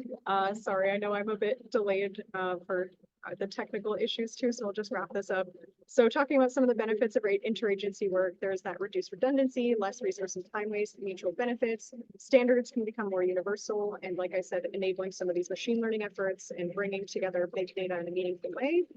Coordination and collaboration just being important overall, broader visibility, impact, interoperability. And it is very interesting to find these points of synergy between groups that we wouldn't necessarily expect to have so much points of collaboration. And this does promote fair data, truly open science, and unlocks new research questions, which the next slide, I think will wrap that up.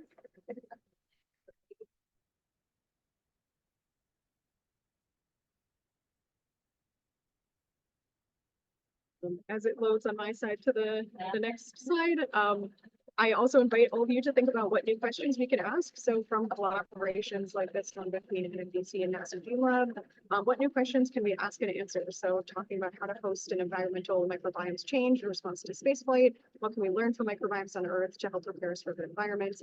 How can we steer these microbiomes? And any of these other questions about microbiomes in space. So a lot of this has been human focused, but now we're starting to get at these analyses of the different environments that might exist on the ISS and these little microcosms and what microbiomes might be around all of us. And with that, next slide, please.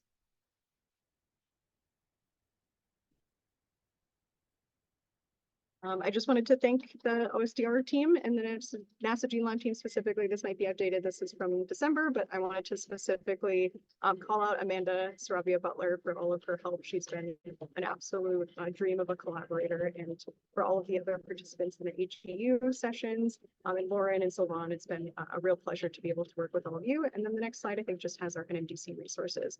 But I'm happy to answer any questions.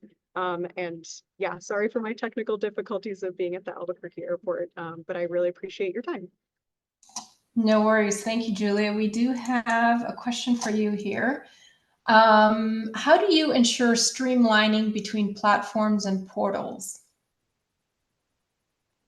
Yeah, so that's a great question. So that's something that we're currently tackling. So we did a lot of this with our NSF collaborators with Neon, where we did have to do some extensive manual curation at the beginning to create really nice mapping files and making sure everything is kind of set up for streamlined integration across platforms. Unfortunately, at this point, yeah, it does require a lot of manual checking of metadata fields and other things like that, but hopefully with some machine learning and LLMs that we're hoping to implement, that would become a lot easier.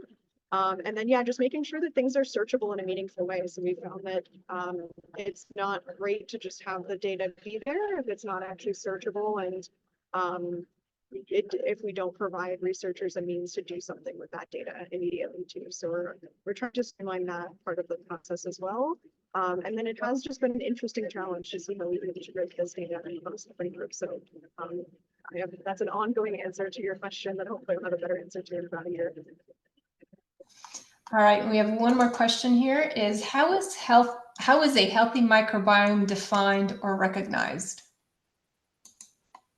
Yeah, another good question. That's definitely a topic of debate. I think for the human microbiome side, there's a lot of groups that do like gut microbiome testing, and they get cohorts of what they call healthy people and then kind of define what they think there. But then there are a lot of cultural differences, background differences, gender differences. So I wouldn't say anything is necessarily defined as a pure healthy microbiome. I think we're finding in soils or things overtaken by pathogens, it's a lot easier to find signatures of unhealthy microbiomes. And I think that's a thread that could be pulled with a lot of this data. But I think defining the healthiness of a microbiome is definitely an ongoing challenge because a healthy microbiome can look very, very different in different circumstances. But yeah, another really good question. Wonderful. Thank you so much, Julia. It was a great presentation. And we are wrapping up this session. So we're going to take about a 10-15 minute break and then continue on with our 10-minute talk sessions. So let's take a quick break and then reconvene. Thank you.